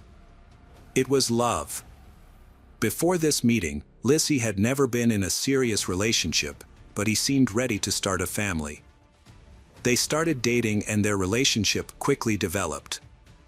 A few months later, when things became more serious, they introduced each other to Catherine's parents. Catherine's family had mixed feelings about her choice of partner. They had hoped for someone more experienced and outgoing. However, her parents ultimately supported her decision. Catherine felt that Lissi was the perfect person to start a family with. Lissi's family was very supportive of his choice. They liked Catherine because she was smart, cheerful, energetic, determined, and capable of taking care of him. His father especially appreciated these qualities, which made Lissi happy. The father was very happy that his son finally found a girlfriend. His father gifted the couple a house. It was a small but cozy place in the countryside, perfect for starting their family life together. Soon after, the couple got married and later they welcomed children. However, this story does not have a happy ending. After their marriage, Lissi's true nature began to emerge in an unusual way. He began to cheat on his wife. His good looks made it easy for him to meet new women without feeling guilty. At the time, Catherine was completely unaware of his affair, as he worked in Milan, far from their family home. Lissi had affairs with many different women and became adept at being charming and fun, making many of them want to pursue a serious relationship with him. And as soon as the idea of a serious relationship was mentioned, he would end things with his mistress and quickly start seeing someone new. He never revealed to any of them that he was married and had children. He pursued attractive women, often initiating relationships with female colleagues at work. He showed little regard for privacy during his extramarital activities in Milan. His reckless lifestyle was well known to many of his friends and acquaintances. After 7 years of marriage, Catherine welcomed her second child. However, in 2009, she discovered that Lissi had been unfaithful and had been acting recklessly in the lawn. Despite this betrayal, Catherine was determined to keep her family together and did her best to strengthen her relationship with her husband. Although there were signs that Lissi had considered divorce several times, she repeatedly urged him to stay for the sake of the children. In fact, Lissi cheated on her the first time before the wedding. Just a week before their wedding, while Catherine was volunteering at the Red Cross, Lissi went out with friends to a strip club, celebrating a bachelor party. During this outing, a woman showed interest in him, and his friends encouraged him to spend the night with as a last fun before marriage. He finally agreed. The next day, he confessed to Catherine that he enjoyed being single and admitted that he was not ready for marriage or a serious relationship. Heartbroken, Catherine packed her things and moved in with her parents. However, the next day, Lissi returned, apologized to her and her family, and begged her to come back. Catherine forgave him and they eventually married. Friends say he loved spending time with his children and playing with them, but he never showed affection. Those who knew him never saw him kiss or hug his son and daughter. His life was filled with lies that were obvious to both him and those around him. When a new employee joined the company where Lissi worked, he and the girl started a relationship. But the girl did not want to be the reason for the breakup, especially because it would leave the two young children without a father. Meanwhile, Lissy was haunted by his unrequited love. This frustration led him to come up with a dark plan. Despite the objections of his colleagues, Lissy decided to end his marriage to Catherine.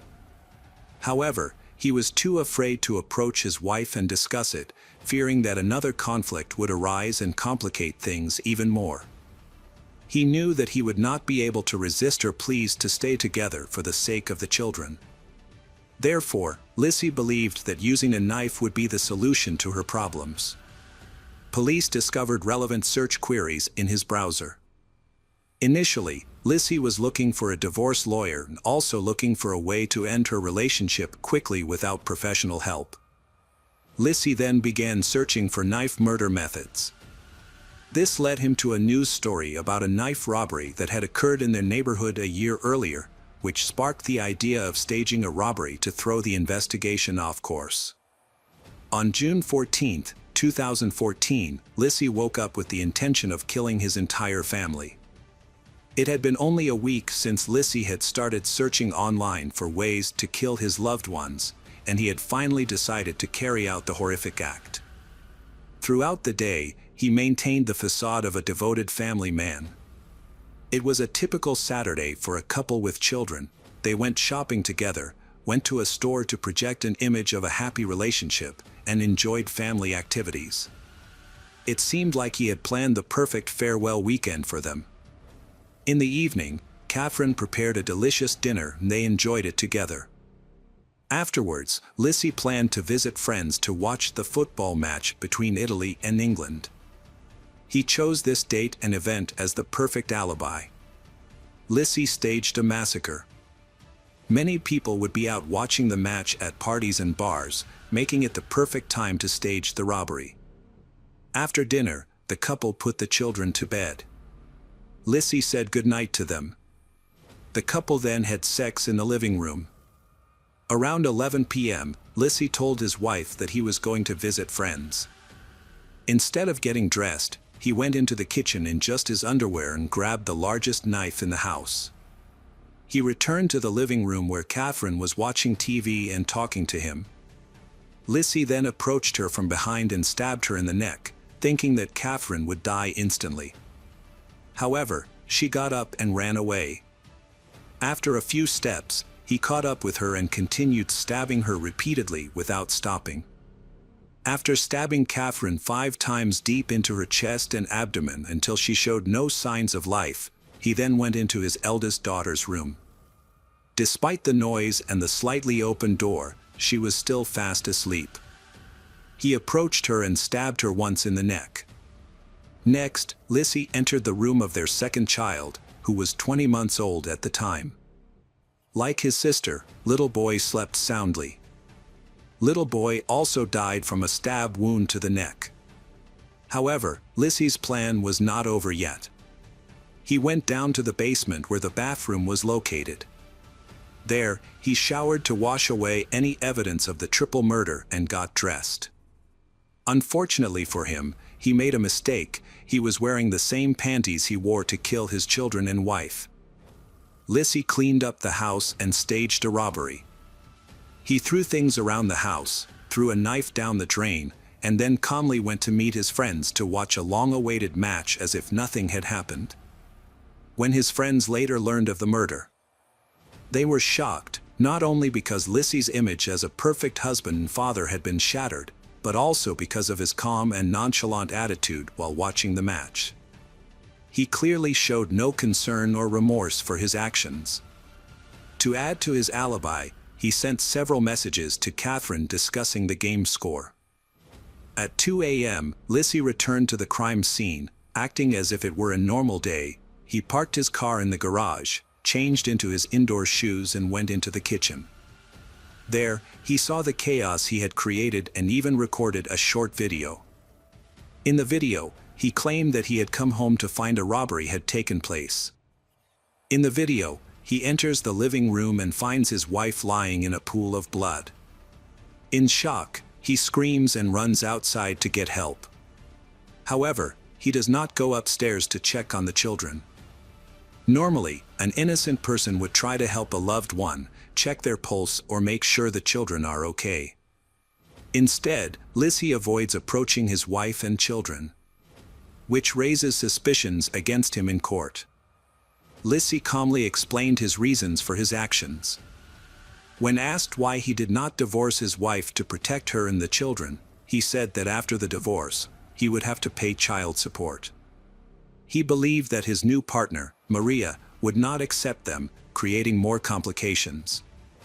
He felt that having his daughter and son around would be a burden. In addition, he did not want to deal with the division of their joint assets. Therefore, he decided to completely free himself from these responsibilities. The investigation into Lissie's family murders was straightforward. He had confessed, his motive was clear, and the evidence was solid. The main issue in the trial was to determine whether his actions were intentional. His online search history suggested they were. A week later, while awaiting trial, Lissie was taken for a psychological evaluation.